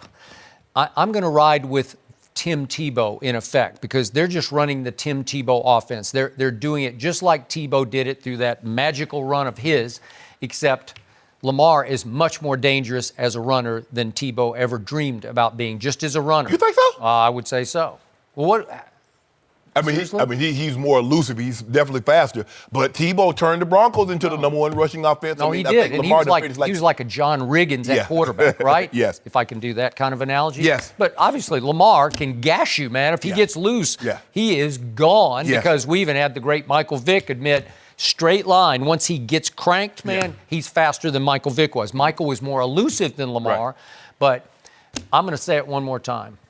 I love this kid's poise under fire. I love the way he's operating this offense. They are catering to him, obviously, but he is embracing every bit of it. And he just looks like he's completely confident in what he's doing. I don't see any rookie flinches. I don't see any rookie grimaces. I don't see deer in headlights. I see a young man who has taken control of this offense, and the defense trusts Lamar as much as the offense does. Yes. And the defense has risen to his level that he's taken the offense to. Because they're not going to be playing much, Skip. When you run the ball as many times as Baltimore Ravens, Ravens especially running. If you keep making first downs, right? So, I just think this is the hotter team at home playing a West Coast team that has to travel to play effectively a 10 a.m. Pacific time game, right? And, yes. And it's just not that easy. And I think most of the pressure, not all of it, most of the pressure in this game is on Phillip Rivers. Yep. Because we got Phillip Rivers in his 15th season. Right. He hasn't won a playoff game in 5 years since they won at Cincinnati in a wild card game. And he knows he's nearing the end. I don't know how much longer. We went back and forth yesterday. He's got a ninth kid on the way, and he said he wants to be there for his kids as they're growing up. So I think he's got to feel some pressure because they have a really good team. And you made a good pick before the season started because they got a shot. But I think they're going to run into a buzzsaw in this game because Lamar Jackson, to me, should be 7-0 as the starter here. He had Mahomes down 24-17, and it was 4th and 9 with 1 minute and 24 seconds left, and you know the rest of that story. But Lamar did his part to put them in position to win that game also. And again, they're doing it completely unconventionally, but it works. Yes. And I believe it will continue to work against the Chargers, and I believe Phillip will try to do too much a couple of times against a really savvy, experienced, nasty defense. And he's going to throw a couple of picks that will – I got this one way low scoring. I think it's going to be just a battle all day long. You got 17-13? I got 13-10. I got Dallas over New Orleans. I got that kind of a game where you go in thinking there's going to be some fireworks. I don't think there'll be any fireworks. 13. But I don't think Lamar will turn the ball over, and I do think Phillip will. They got the thing that San Diego must do is do all they can to get the lead. And to try to take them out of the run game. Then they're because if you don't, I know. I got now. Why would I throw it? If I got a 10-3 lead or 10-0 lead, why would I ever put the ball in the air? Baltimore is going to try to shorten this game, Skip. They want to stay on manageable third down. Well, we can throw it if we want to. We can run it. But we trust Lamar's legs a little bit more because it was very telling. Now last week they was in a one-possession ball game. And they refused to let Lamar Jackson throw the football. Now, here's the thing. You know, in the playoff, Skip, you lose. There's no more tomorrow. And last week was a playoff game because, and plus you already knew that Pittsburgh had won because their game finished a little bit before yours. Yep. So you know what had happened. Sure. So, and really, the last 7 weeks was a playoff scenario because what I believe they ended up. There's no way they could have known that Pittsburgh was going to suffer the collapse that they did. Because Pittsburgh was 3 clear of them with 6 to play. They ended up losing, 4 of 6. And now all of a sudden you're in the catbird seat. So for the last 7 weeks, it's been a playoff scenario for the Baltimore Ravens. Yep. They've been able to get ahead. They've been able to run the football. Their defense only plays 50-55 snaps. The opposing team offense doesn't get that many opportunities. Yep. They start to press. You play into the Ravens, and the next thing you know, like, dang, how did we lose to a guy that just threw for 120 yards? Yeah, but they ran for almost 300. And by the way, those 120 can be very effective if they come at the right points in the game because he's not a pretty thrower of the football, but I think he can be accurate and off the play action, off the read option action. Well, you see he hit Andrews. Yeah. And the next thing you know, huge. That was 120, but he got 65 of it on one play. Okay. That's what's going to happen. He did have his best passing game Week 16 against the Chargers. So if you're feeling confident, 204, 204, and then he had that touchdown to I got you, Andrews, T-Sizzle. I got your back.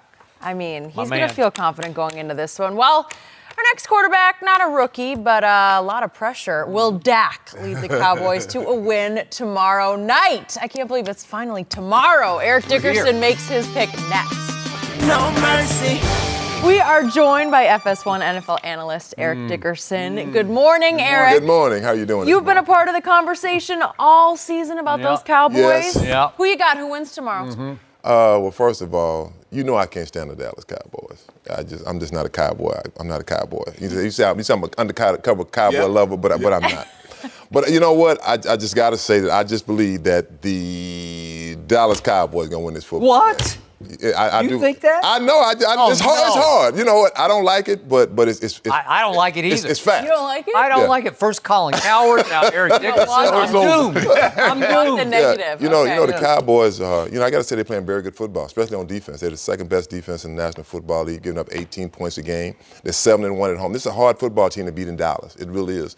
And I look at this team as playing old-style football. You know, like the Dallas Cowboys played. 2 years ago. Run the football, throw the football second, keep it short, 3rd and 2, 3rd and 3, 3rd and 4. You can still run the football. That's what they do best. They don't play well coming from behind. They don't do that. But I just feel like in Dallas, playing the Seahawks, and the Seahawks have done a very good job. I think Pete Carroll, has almost He's going to be coach of the year. Yeah, did a miraculous job with this football team. I'll give you that. Really has. I mean, they have Russell Wilson, they have a young running back, and Chris Carson, and I think he's an Eric Dickerson fan, so I like that. But anyway, I just feel like the Dallas Cowboys are the better football team at home against the Seahawks team. It's kind of young. I mean, the only guy that's still on that Legion of Boom team is Bobby Wagner. Yeah. That's the only guy that's left. So I think the Cowboys, and when I say 20-14, Dallas Cowboys. And it kills me to say it. Well, it Bite my kills tongue. me to hear it. I like Seattle because I just believe in Russell Wilson. He's been phenomenal. This is a rebuild. This team was supposed to be rebuilding. They were supposed to be a year away. No one thought they would be here, especially after the start that they got off. They were terrible early on. I was like, I remember saying, there's no way this team winning 8 games. Not only did they win 8 games, they won 10, and they're in the playoffs. And I don't think anybody saw that coming at the way they started because everybody thought they were going to be rebuilding. No Sherman. Earl Thomas get hurt early. Cliff Averill has to retire. Chancellor has to retire. They trade Michael Bennett. So what they don't really let Jimmy Graham go via free agency. Yeah, we know Doug Baldwin. Doug Baldwin's going to make his play. Tyler Lockett's been unbelievable. He will really make it. Yeah, he got deep speed. I mean, you throw it to him in a small area, he can get gone in a hurry. The number one rushing attack. I'm surprised that they're able to run the football as well as they have because that was one of the concerns last year. It's because they couldn't run the football. It forced Russell to throw the ball, and he was getting punished. And the only games they won last year is that Russell had to make a miracle. He had to turn water into wine because he had to go back there and look, Russell, this is what we want you to do. We're going to take 5 steps back. We want you to pirouette, start to your right, but we're going to need you to come all the way back to the left and throw it downfield to Doug Baldwin. And he did that on several occasions. So I did not expect them to be here this year. And so with that being said, I think they'll win a game, a very close ball game because in Russ, I trust. 23-20. Seattle goes on. And unfortunately for you, Skip Bayless, your Cowboys go home. Want to bet on it? 3 points. 3 points. Why would you want points? You make this you want big. points? You want. Been trying all We day. just heard this big, bold Hall of Fame statement from Shannon Sharpe, Hall of Fame tight end, and then all of a sudden you cower, you shrink. You should have worn your yellow jacket today. Come on, Shannon, man 3 up on it. points? What? No, no points. You realize Vegas gives the home team 3 already, and they're only a 2-point favorite. That means Seattle is effectively favored by 1. So I'm not asking for the 1 point. I'll do it straight up. I heard you said it earlier that the Cowboys do not lose at home. They're very good at home. Well, they did lose 1. Oh, yeah, what I'm saying. They love what? Okay, Killed. 7-1. So I need that. They're at home. Yeah. All I want is 3. No guts, no glory. I was giving you a Skip, give me chance. 3 points. Yeah. I tell you, we know what Skip. Give me 2.5. So, Mr. Dickerson, my esteemed colleague across the table, when we discussed this topic in our A block today, threw at me, how many games has Dak won in his first 3 years? And I just rattled off the top of my head 13 and 9 and 10, and that adds up to 22. And then I went and checked, and you realize the 22 wins over the last 3 years is second 32, most. you mean? I'm sorry, 32. Second most in football to that guy in Foxborough. Second most. Ooh. Yeah. No. You said you said in the last 3 years. Yeah. I thought you meant I was talking about the first 3 years of their career. Yeah. Well, but I mean, just over these last 3 years, that's all he could play because that's all he was eligible to play. Rookie year, second year, third year. So you mean so over the past 3 years, he's been the second best quarterback? Is that what you're saying? Well, I'm just saying he's won the second most. No. games. I'm just asking. I'm just asking, Skip. Well, you asked me. You threw that question at me, and I said it's second most of all the quarterbacks in the league over the last 3 years. So only the greatest quarterback has won more games? Do you feel comfortable in saying over the last 3 years, Dak Prescott has been the second best quarterback in the NFL? That's what I'm asking you. No, I don't say that. And I wouldn't say that. Okay. I'm just but checking. he will be the best quarterback on the field on Saturday night, and that's all I care about. Dak Prescott has become the most underappreciated, underestimated, and unfairly criticized quarterback in all of football. He has taken the place of Blake Bortles. This is Blake Bortles syndrome Are you comparing him to times Blake? 10. Well, you are. You discuss him like he's Blake Bortles. He can't throw. He's inaccurate. Dak Prescott can never be underrated or underappreciated as long as Skip Bayless has a pulpit. Because you going to hype him up. You the greatest hype man ever. But you better than Bundy. Bundini Brown. So you were saying I'm hyping, which means he's way overrated, right? That means it's all hype. That means there's no Ali overrated? there. Was Ali overrated? No. He had Bundini Brown, right? Yeah. So you're Dak Prescott Bundini. You be hyping this. Somebody has to defend this kid. And I am going to defend him because he keeps backing me up. And Mr. Dickerson, I'm going to throw these two quick stats at you, which I threw at him. Do you realize that over the first 3 years of his career, that Dak Prescott completed 66.1% of his passes? That's the best first 3 years completion percentage in the history of pro football. Does that mean he's inaccurate? I don't know. I can't put those two together. 2 + 2 don't equal 4 there, right? Who has the most game-winning drives, fourth quarter and overtime over the last 3 years in pro football? Dakota Prescott. My man Dak. Is that Dak? Dak I back. Well, he's got that going for him. I don't know how he did that. If you can't throw and you have that many games. Skip, stop saying people said he can't throw. They say he's his You did say that now. I got to say, you did say that. Accuracy. I've said his accuracy. So how do you complete 66.1 over your first 3 years and you're inaccurate? I don't get that. I don't know. So let me ask you a question. Does he throw it to his back a lot? Yeah, he does. Yeah. Do those count? Or those? Hence the name. How did he get the name Dink and Dak? He had no receiver. Dak and Dunk. Yeah. He had no receivers to throw to for 8 games, but now he's got one. Yeah. He's got a really good one in Amari he trusts. And the script has been flipped from the last game that they played, which was week 3 at Seattle, because Earl Thomas was a Seahawk that day, and Earl Thomas took that game over. And Earl Thomas was Johnny on the spot because he always was. He had some of the greatest instincts we've ever seen at safety. And twice that game, he just happened to be right there when the ball ricocheted off a Cowboy receiver's hands, and he caught 2 of them. 2 huge interceptions, turned that game around. And he is bowing to the Cowboy sideline because he thought that Jerry Jones should have closed the deal to make him a Cowboy. And God bless him, I'm knocking on wood for him, that he recovers and can sort of salvage the late part of his career. You know, had Jerry traded for Earl Thomas, you don't get Amari Cooper. You do not get him. Because the likelihood of them giving up their first 2 picks in the 2019 draft isn't very good. Sometimes you get a break. Yeah. Sometimes it's just meant to be. The deals you don't do are as important as the deals you do. I completely concur with that because I was pounding this table for Earl Thomas, and I thought they were close, and they were trying. Yes. And I think Seattle jerked the rug out from under them. And I don't think Jerry liked it because I think for a while he thought that they wanted a 2. And he finally said, okay, I'll give you a 2 for Earl Thomas. And they said, oh, you know what? On second thought, we want a 1. Oh, really? And you know how Jerry is. When he gets his back up on deal making, we didn't it's shake over. on it. Huh? We didn't shake on it. So that's part of the revenge tour that the Cowboys went on when they went on their run because they got even with Philly twice and they got even with Washington. They got even with Atlanta for that disaster nightmare game at Atlanta a year ago. And they got even with Shannon Sharpe, the leader of the Cowboy Haters fan club. Unfan club. Yeah. They got even with you because you thought they were going to get blown off the field by the New Orleans Saints, and it was 13-10 Dallas. Yep. Contrary to what my man Eric Dickerson just said, I don't love my defense lately. I loved it that night against New Orleans, and then it started to rest on its laurels. It started reading the paper. It started to bask in its idolatry, its new idolatry. 2 best young linebackers in pro football. They have not played that way for the last 4 weeks. But I'm here to say that Saturday night they're going to come to play. And I actually hated and then loved the fact that at the Giants, they played the whole game. And I'm just like on my floor, closing my eyes. I thought Van Der Esch was hurt at one point. I thought he broke his shin bone, but I guess he's okay. He ain't even on the injury report. No, he's not even on the injury report. So they dodged that bullet in a way they in 2016, remember, they won the division. They mailed it in at Philly in the last game. And then they had 2 weeks to get ready for Aaron Rodgers. And they were not ready because they had 3 weeks off. That did not work. This will work. They'll be ready to play from jump on Saturday night. And I believe Dak Prescott will outplay Russell Wilson. And remember, Zeke owes Seattle and he owes his team because Zeke had a bad game at Seattle. Right. He made 3 big blunders in that game. He dropped a big 3rd down pass. He stepped out of bounds before catching a touchdown pass.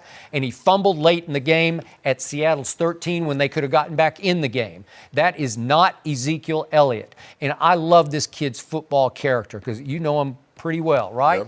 Yep. He's got toughness in him. And when he decides, he'll lay 230 on St. Nick's defense in the national semifinal. Stop it! Still go back to that. Yeah? 230. 230. I'm not saying he's going to go for 230 in this game, but trust me, he's going to have a big game too. So what Russell Wilson and Seattle's offense supposed to be doing? I don't know. You tell me. I think the 2 young Number linebackers. 1 rushing team in football is who? Watch my linebackers flying on Saturday night. Okay. Oh, You know, I say one thing when we talk about Dak Prescott. You know, any quarterback that plays for the Dallas Cowboys is going to get scrutinized. Okay. I don't care who it is. Right, It could be Tom Brady, and that's what. And I told you from the beginning, I like Dak. I've always liked him. I always thought he was accurate. I mean, look, no quarterback's 100%, but I think he's pretty accurate when he's got a receiver. And in this football game, I think the big thing in this game is going to be running the football. Like I say, old 80s football, and you're right. I think Zeke owes them. I think he did have a bad game when he played in Seattle. I think he'll play very well at home. The Dallas Cowboys play well at home, but you know, in that playoff game when they played the Packers. Yeah.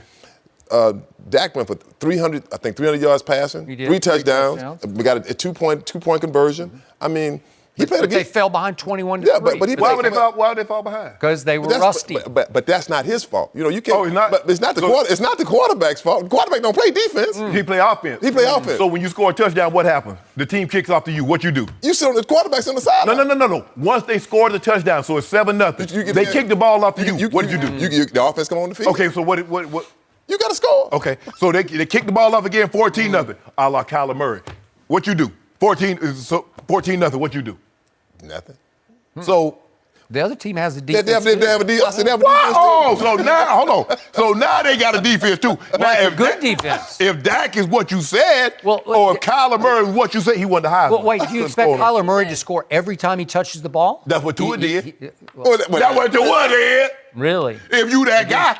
He got that Heisman trophy. He got 2 Heisman. Oklahoma doesn't have a defense. Oh, you know, they can't stop. They can stop me and you. That is correct. You told me every time we talked about it that Kyler Murray had the best quarterback season in college football history. Yeah. And you mean to tell me I kept telling you he overcame the worst defense in college football. And he couldn't do nothing with those. You told me St. Nick had lost his fastball. He was overrated. I did not tell you that. Yeah, you did say I did not tell you that. Every time we come out here, he gave up 230. He just brought Zeke up, didn't he? Just brought Zeke up. He gave 230 to Zeke. Chad Kelly, Johnny Manziel, Landry Jones. I'm like, whoa, Skip, what's going on? I mean, no, not Landry Jones. Trevor Knight in the Sugar Bowl. Trevor Knight had 314 yards and 3 touchdowns against. Did that sound out to you? Thank Nick. Now all of a sudden he shut your guy down. Oh, Kyler Murray, the other team get to play defense too. Put your due where your mouth is. Right here, right now. I'll take 2 cases. I got Dallas straight up. Is that not a fair bet? That's a fair bet. That's a fair bet. 2 cases. Come on. Come on. I don't do once, fair. going You don't twice. do fair. You from Texas, right? You're right. When you go to the fair, what you have? Cotton candy, candy apple ride, the merry-go-round. You got it. At the fair. At the fair. Yeah, that was the fair. So give me 3 No right now, guts, Skip. no glory. 3. You could have it. 3. Do you believe in Russell Wilson or not? I do. Okay. Well, then take him straight up. Okay, you got him against a guy who can't throw. Come on. Can't agree No, on he ain't going to get. agree on If it was a throwing competition, I would take Russ. But he going to, like you told me, the other team got to play defense too. Yeah. Before we go, remind me your score for this one, Skip. What do you got? I got 20-13 Dallas. 20-13. Oh, you're similar with Eric. 20-14. Okay, yeah. Dallas. Okay. Oh, so you right. said, so you believe in the Dallas defense all of a sudden, huh? I said they're going to rise and shine. They're going to bounce back Saturday night. What was your score? It was 20, I got 23-20. 23-20. Ooh. Okay, I'm well, excited. Then give me 3 then? Is that what you want to do? No, I need them 3, so that'll be Trying to 26. set it up. Okay. Not going to happen. All right. Oh, well, we're moving on. Eric, thank you. Thank you. Good to have you always. So Kawhi made a return last night to San Antonio. Why is he going to San Diego? The fans made sure that he had a interesting shame, Skip. welcome. What I did saw what you Skip tweeted. think about his return? We're going to tell you next. Keep it on my tweets. No, that was unnecessary. No mercy. Back to the NBA. Kawhi Leonard made his return to San Antonio last night, but the fans didn't roll out the welcome mat for him. The Spurs gave him a video tribute before the game, but during the game, fans called Kawhi a traitor and quitter. He finished with 21 points, but the Spurs blew out Toronto behind former Raptor DeMar DeRozan's triple-double. After the game, Greg Popovich and Kawhi talked about his return. Take a listen. Was it kind of what you thought was coming? Probably, but I mean, I embraced it and enjoyed the moment, and it's only going to get me better. Were you disappointed by it at all, given your history here and everything that you guys accomplished as a team? No, it wasn't. Media does a great job to stir people's minds and, influence them to think a certain way. So I already knew how that was going to be the way the media was.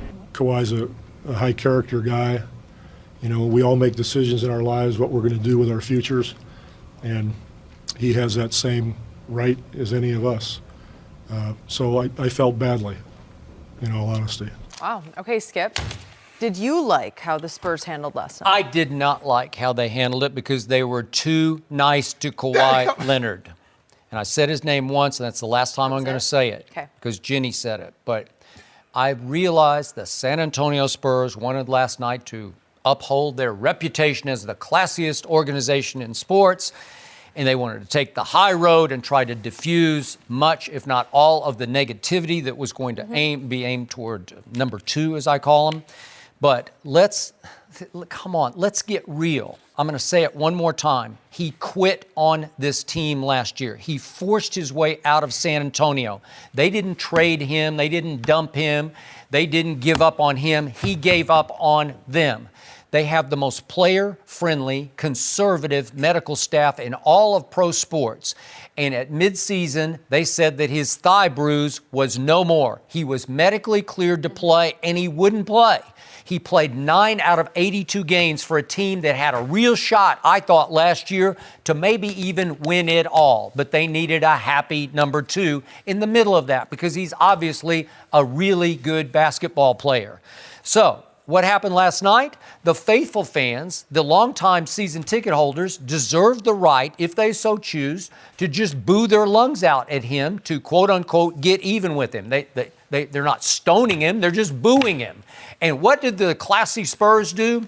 They went out of their way to introduce Danny Green, the ex-Spur, a really good guy and a good Spur. They introduced him right ahead of Kawhi. Yep. And they did it bang, bang, so that because Danny is beloved. He's a buddy of mine. I love Danny Green. He will always be beloved in San Antonio. So if you introduce him right ahead of number 2, what's going to happen?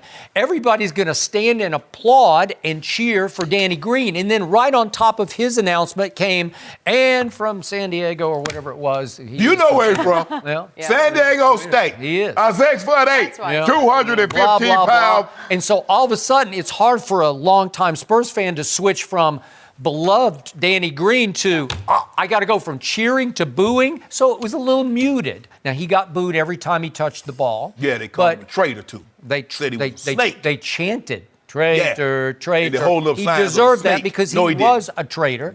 And then the game ends and Popovich walks down and hugs Kawhi Leonard. Stop it. You can go shake his hand. That's fine. Hug him, Pop. But he quit on you and you know it. Pop is a high character guy. Yeah, and then Pop called him a high character. Are you kidding? High character. I laughed out loud at that. But guess what Greg Popovich is about to be? He's about to be the Olympic basketball coach. He's got to be an ambassador to the NBA. He's got to make sure that number 2 is going to play for the Olympic team under him so that he can go out with the gold medal, because that's a dicey situation. So you got to make sure all the players still believe in you as a player's coach. You're going to celebrate number 2 when he returns to San Antonio. Baloney. It was a bunch of baloney. No, it wasn't, Skip. You know it, I and do not. I know it. I love. And by the way, I did tell you what was going to happen last night. Number 2 was in the wrong place at the wrong time. You were wise not to bet a case of dew on that game. I love the way the San Antonio Spurs handled the situation. They did right, because I believe that what Kawhi had accomplished there, he earned that. He deserved that. You win you win a championship. You're the Finals MVP. You're 2-time Defensive Player of the Year. You're 2-time All-NBA. I think that deserves a video tribute. He got one. He got one. And it was interwoven with one to Danny Green. That's okay. I can live with that. At least they showed something. Now, the San Antonio Spurs, they can't control their fans booing and calling them a traitor and holding up snake signs. Okay, I get all that. But this is what I want to understand. You, Skip, and the fans are upset that Kawhi wanted out. But let me go back before I go any further. Had Kawhi played last season, and then at the end of the season says, I want out, I do not want to be here, does that change any way you feel about Kawhi? Did they win the championship No. I don't care about no championship. What's the outcome? The outcome is that he plays the entire season and he wants out. See, it's not that he didn't play that's upsetting you. It's the fact that he wanted to leave your team. That's what's upsetting you. I don't care about that. Yes, you do. I care about quitters. This is the one organization that's never had a quitter. I just said, had Kawhi played the entire season, he plays 82 games, okay? He plays 75 of the 82. And at the end of the season, he says, I want out. Does that change the way you feel about him? No, you're upset that he left. I'd be a little upset, but I wouldn't be calling him number 2, because he's always going to be number 2 to me. How should DeMar DeRozan feel? Because the Toronto Raptors did to him what Kawhi did in San Antonio. They did. They dumped him. But you see. And guess who took it out on Toronto last night? Did he not play possess? He played the first triple He double. had 15 and 10 at halftime. Yes. At halftime. I agreed with Coach Popovich. He said that we all have to make decisions what's in the best interest of us at the time for our future. Should we quit or not quit? We can quit our way out of town. Hold on, Skip. Way to go. I love that. The question was the end result. So you said he quit. You're not upset that he quit. You're upset that he didn't want to be there, because had he quit and chose to stay, you wouldn't have this animus towards him. I only cared about last year. I told you, Ginobili was playing at a supremely high late career level last year. Yeah. And I was shocked that he chose to stop after last year. I'm asking you a question. Okay, listen to me. Okay. I had Ginobili and Tony Parker still playing well enough to go deep in the playoffs. I had all those young players I had DeJounte Murray. Remember, he's out this year. Yeah. He was coming alive as one of the best two-way point guards in basketball. I had a team that with one of the best, for a while, I thought he was the best two-way player in basketball. Number 2, if I had that guy in that mix last year, trust me, they could have been a threat to Golden State. They were not afraid of Golden State. I get all that, but the question is, if Kawhi sits out all of last year and chooses to return to San Antonio, is he Kawhi Leonard or is he number 2? Because, see, what you're upset about, you're not upset. Yeah, you're a little bit perturbed that he didn't play. You're really upset. I'm not a little perturbed. I'm outraged. Exactly. I've never seen anything like it before. Because he chose to move on. It's rare that you get a chance to go win the championship, and they had a chance, and he blew it up because he wanted out of that town. So if he blew it up, so what if he didn't want out? What if he says, I wasn't healthy, but I want to make it right. I'm going to stay in San Antonio. How you feeling, Skip? Well, better. That's what I thought. So that's what it is. But that's not what happened. You got jilted. You upset. Look. Okay, well, why would you even throw that hypothetical out there? Because it didn't happen that way. Now we do hypothetical. Huh? Now we do hypothetical. Well, that's about all you got to defend him is the Kawhi made it right. Close. Yeah. He blamed the media, too, though. I don't think that's fair. Yeah, y'all do. Y'all hype it up. We didn't y'all hype it up. Tell him not to play. He chose to not play. But y'all keep hyping it up. Yeah, the clause. I think you are the media. I don't know if you can I ain't no media. Say I'm player friendly. The claw sticks in my craw. Speaking of another member of the media, Rob Parker is here. Is he going to finally jump on the Cowboys bandwagon? Let's see what he has to say next. Can you be a hater and a member of the media? No mercy. Cowboys are a 2-point favorite tomorrow night. Seattle beat Dallas 24-13 early in the season, and they were all over Dak Prescott in that game, causing 2 interceptions, sacking him 5 times. But Dallas was a near-perfect 7-1 at Jerry World this season. We are joined by Rob Parker. Rob, who you got for this one? Skip, I will not disappoint you in this case. I am picking the Seattle Seahawks. Good, thank you. Yes, I'm so not piling on. I'm not buying into the fraudulent Dallas Cowboys. Fraudulent. Okay, they are. And I got Seattle 26-17. And I get they're 7-1 at home. 5 of those wins, Shannon, came against losing teams. Okay, so there we are. And then let's do, for Dak to win you a playoff game, here's a franchise that has won 2 playoff games since 1995. Well, don't hold that against I'm just saying. It's the Cowboys. It's the Cowboys and what they do. Yes. Just like their legacy is they just lose. Okay. Yes. Yeah. The Lions have 1 playoff win since 1957. Don't compare the Cowboys. It's been bad. Okay, but for Dak to win win this playoff game, almost everything has to be perfect.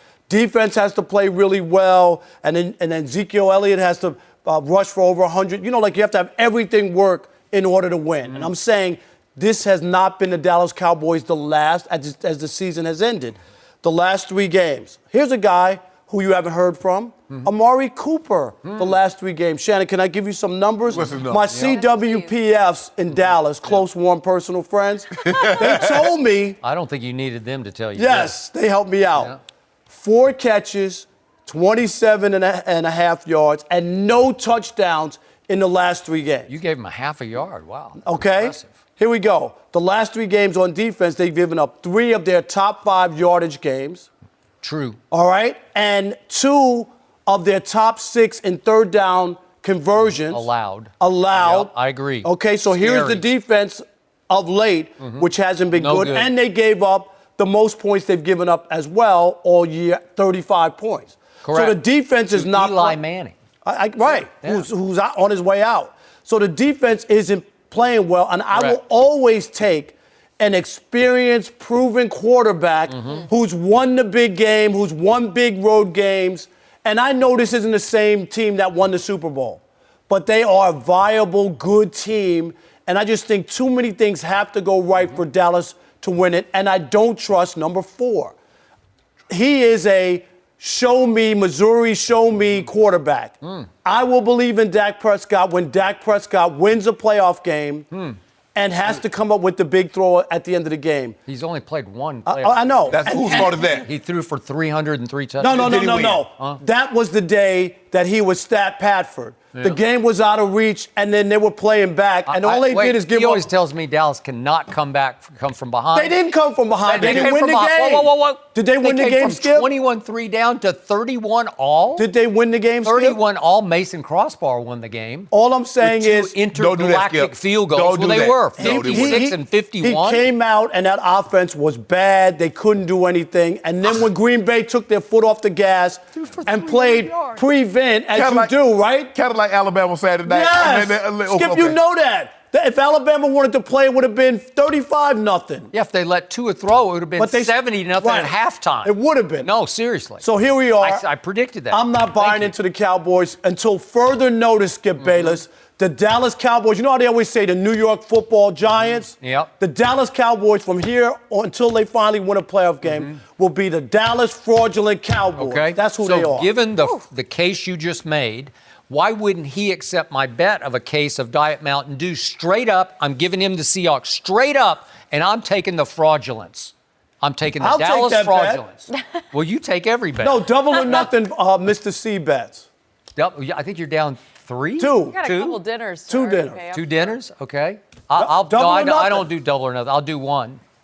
Why? Why? Yeah. Well, why would you take 1K straight up? See, he's afraid of the fraudulence. He's afraid the Dallas Cowboys are for real.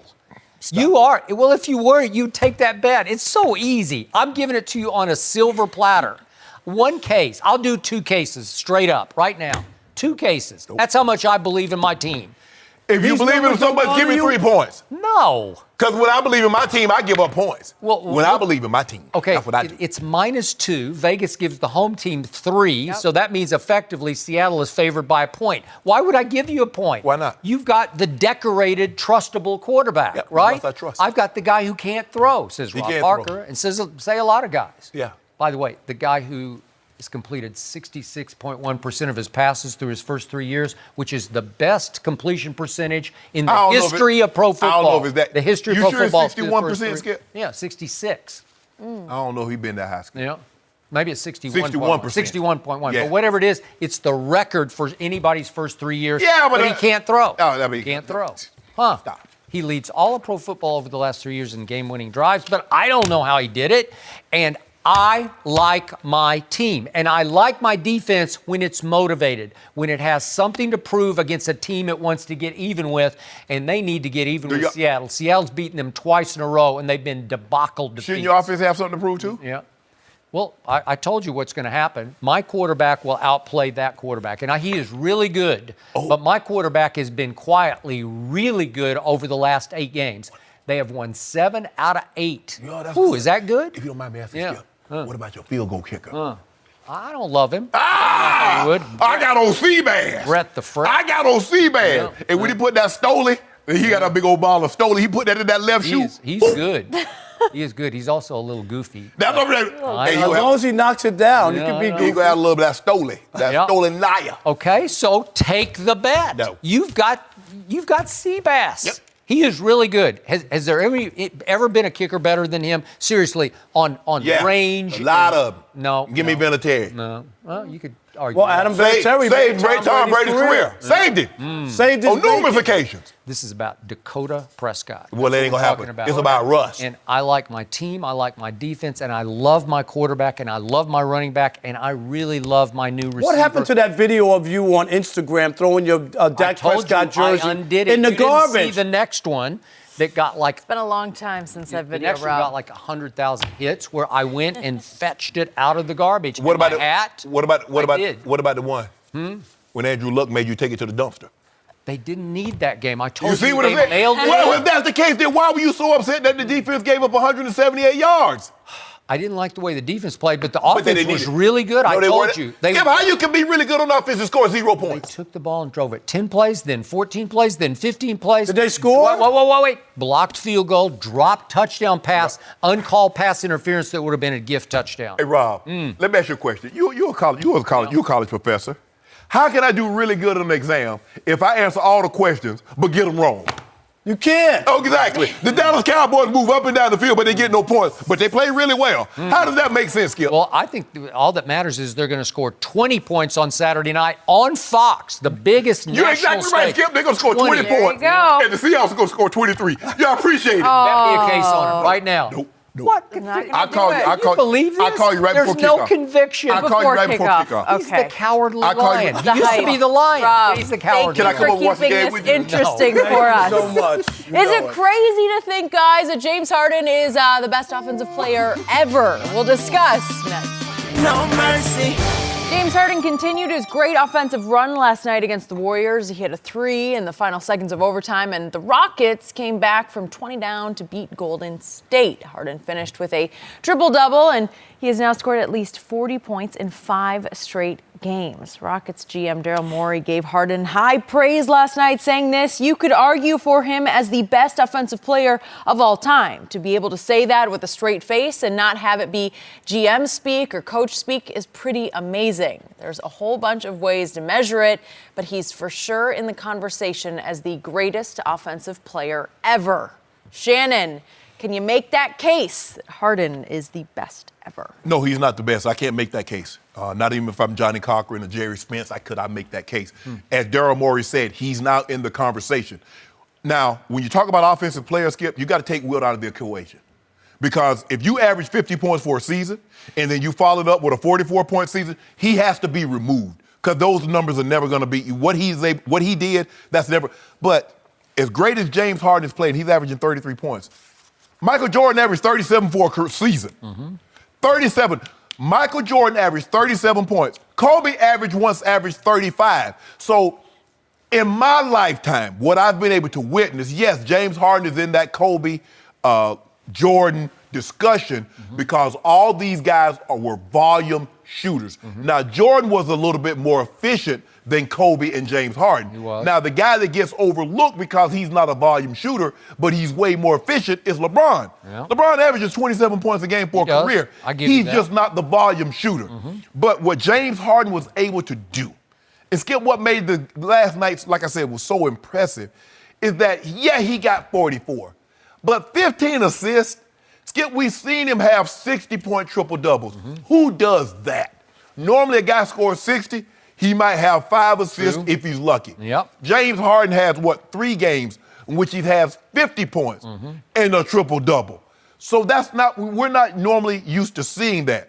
But for me, if you're going to have the game as wide open as it is, and you're going to put Michael Jordan with no hand check, he'd average 45. You put Kobe in today's game like it is right now, he'd average 42. Okay. So James Harden, he is in that discussion. And as Daryl Morey again said, this is not GM speak. This is not coaches speak. Yeah. He's that good. That was well said, and I agree with that. Yeah. He's that good. Yep. But like I said, Skip, his visa's up to date. Because he be traveling his butt off. And they don't call it. Okay. And they begin to skip. Can you imagine if they call fouls from Michael Jordan like they did James Harden, he would literally shoot 20 free throws a night. It just wouldn't be fair. Yeah, exactly. So he's, I think Mike, an 80, 82% a career shooter. He would shoot 20 free throws a night. Same for Kobe. But he is in the discussion on what he's been able to do. Skip, when watching win the Sixth Man of the Year in OKC, I was like, man, he got pretty. Skip, nobody saw this for James Harden. Nope. No, I did not see that. I did not think he would ever be this. And now he's even gone up a level from when he won the MVP. And you can make a case he could have won 2 MVPs. But not this. Not this. So I will agree with your conclusion. As of last night, I'm ready to put him in the conversation. And that's a lot for me because I didn't used to go that far. Right. I will also say this. For this stretch, December into January, these 11 games, or 12 if you want to go back 12, he's shooting 42% from 3. Well, if he could sustain that, you at some point you'd have to say, yeah, you're. Well, Skip, if he could shoot 42% for 3, he might average 40 for the season. He would, because that's unstoppable. Yes. Because as great as Steph was through his 2 MVP runs, there were nights when I thought Steph was the greatest offensive player I'd ever seen, because it's just, if you're going to make 40-foot 3-point shots and you're going to shoot 40-some%, then nobody can stop that. No. But James is a little taller than Steph. He's 6'5", and he has a little better what I call slither through traffic in the lane. I don't know how he does it, but he just has that. He makes himself small somehow, and then he can go left hand or right hand at the basket, and he's not a dunker. He can just lay it up off the glass, and the whistle's going to blow, and he's going to go to the free throw line, and he's going to make most of those free throws. Because through these 11 games, he's making 88%. Well, if he shoots a whole bunch of free throws, he shot 27 the other night. Okay, I got you. But the reason I can't go Jordan is, as you know, and I don't even want to start into this again, Michael Jordan was a cold-blooded killer of a scorer. And when the stakes were the highest, he's really going to score. Right. And too often, I've seen James have no playoff backbone. Right. You can't trust him. That closeout game 2 years ago at Houston versus my Spurs. They lose by 100. Yeah, he shot 2 for 11 and 2 for 9 from 3, and they got wiped out, and there was no number 2 or Tony Parker on the Spurs that night. Well, and then how about last year, games 6 and 7 against Golden State? They had him. Right. And James he had 14 turnovers in those 2 games combined. He was a minus 32. He shot 6 for 25 from 3 in those 2 games. Well, you got Golden State on the ropes, and you can't close that deal? And the thing is, with Jordan and Kobe, I think they would have been scorers in anybody's system. Yeah. I don't know how good James Harden would be scoring the basketball without D'Antoni, because we see how they open it up and everybody can get points. I hear you. But once upon a time, Harden, Westbrook, and Durant were all in the same. And Bron took them down. Once upon a time. And Bron took them down. Once upon a time. Dwayne Wade and Chris Bosh Don't do and Ray Allen. Tomorrow, it'll be Andrew Luck versus Deshaun Watson. Skip and Shannon make their picks for that game next. no mercy. Time for our final topic of the day. The playoffs get underway tomorrow when the Texans host the Colts. They split the season series and both QBs played very well. Andrew Luck threw 6 touchdowns with 1 pick in the 2 games, while Deshaun Watson threw for over 600 yards against Indy this year. Shannon, who wins tomorrow? I got the Colts. I love the way Andrew Luck's playing. And Skip, they have an offensive line that can protect them against that ferocious pass rush of the Houston Texans. Now, the right tackle is going to have his handfuls dealing with J.J. Watt.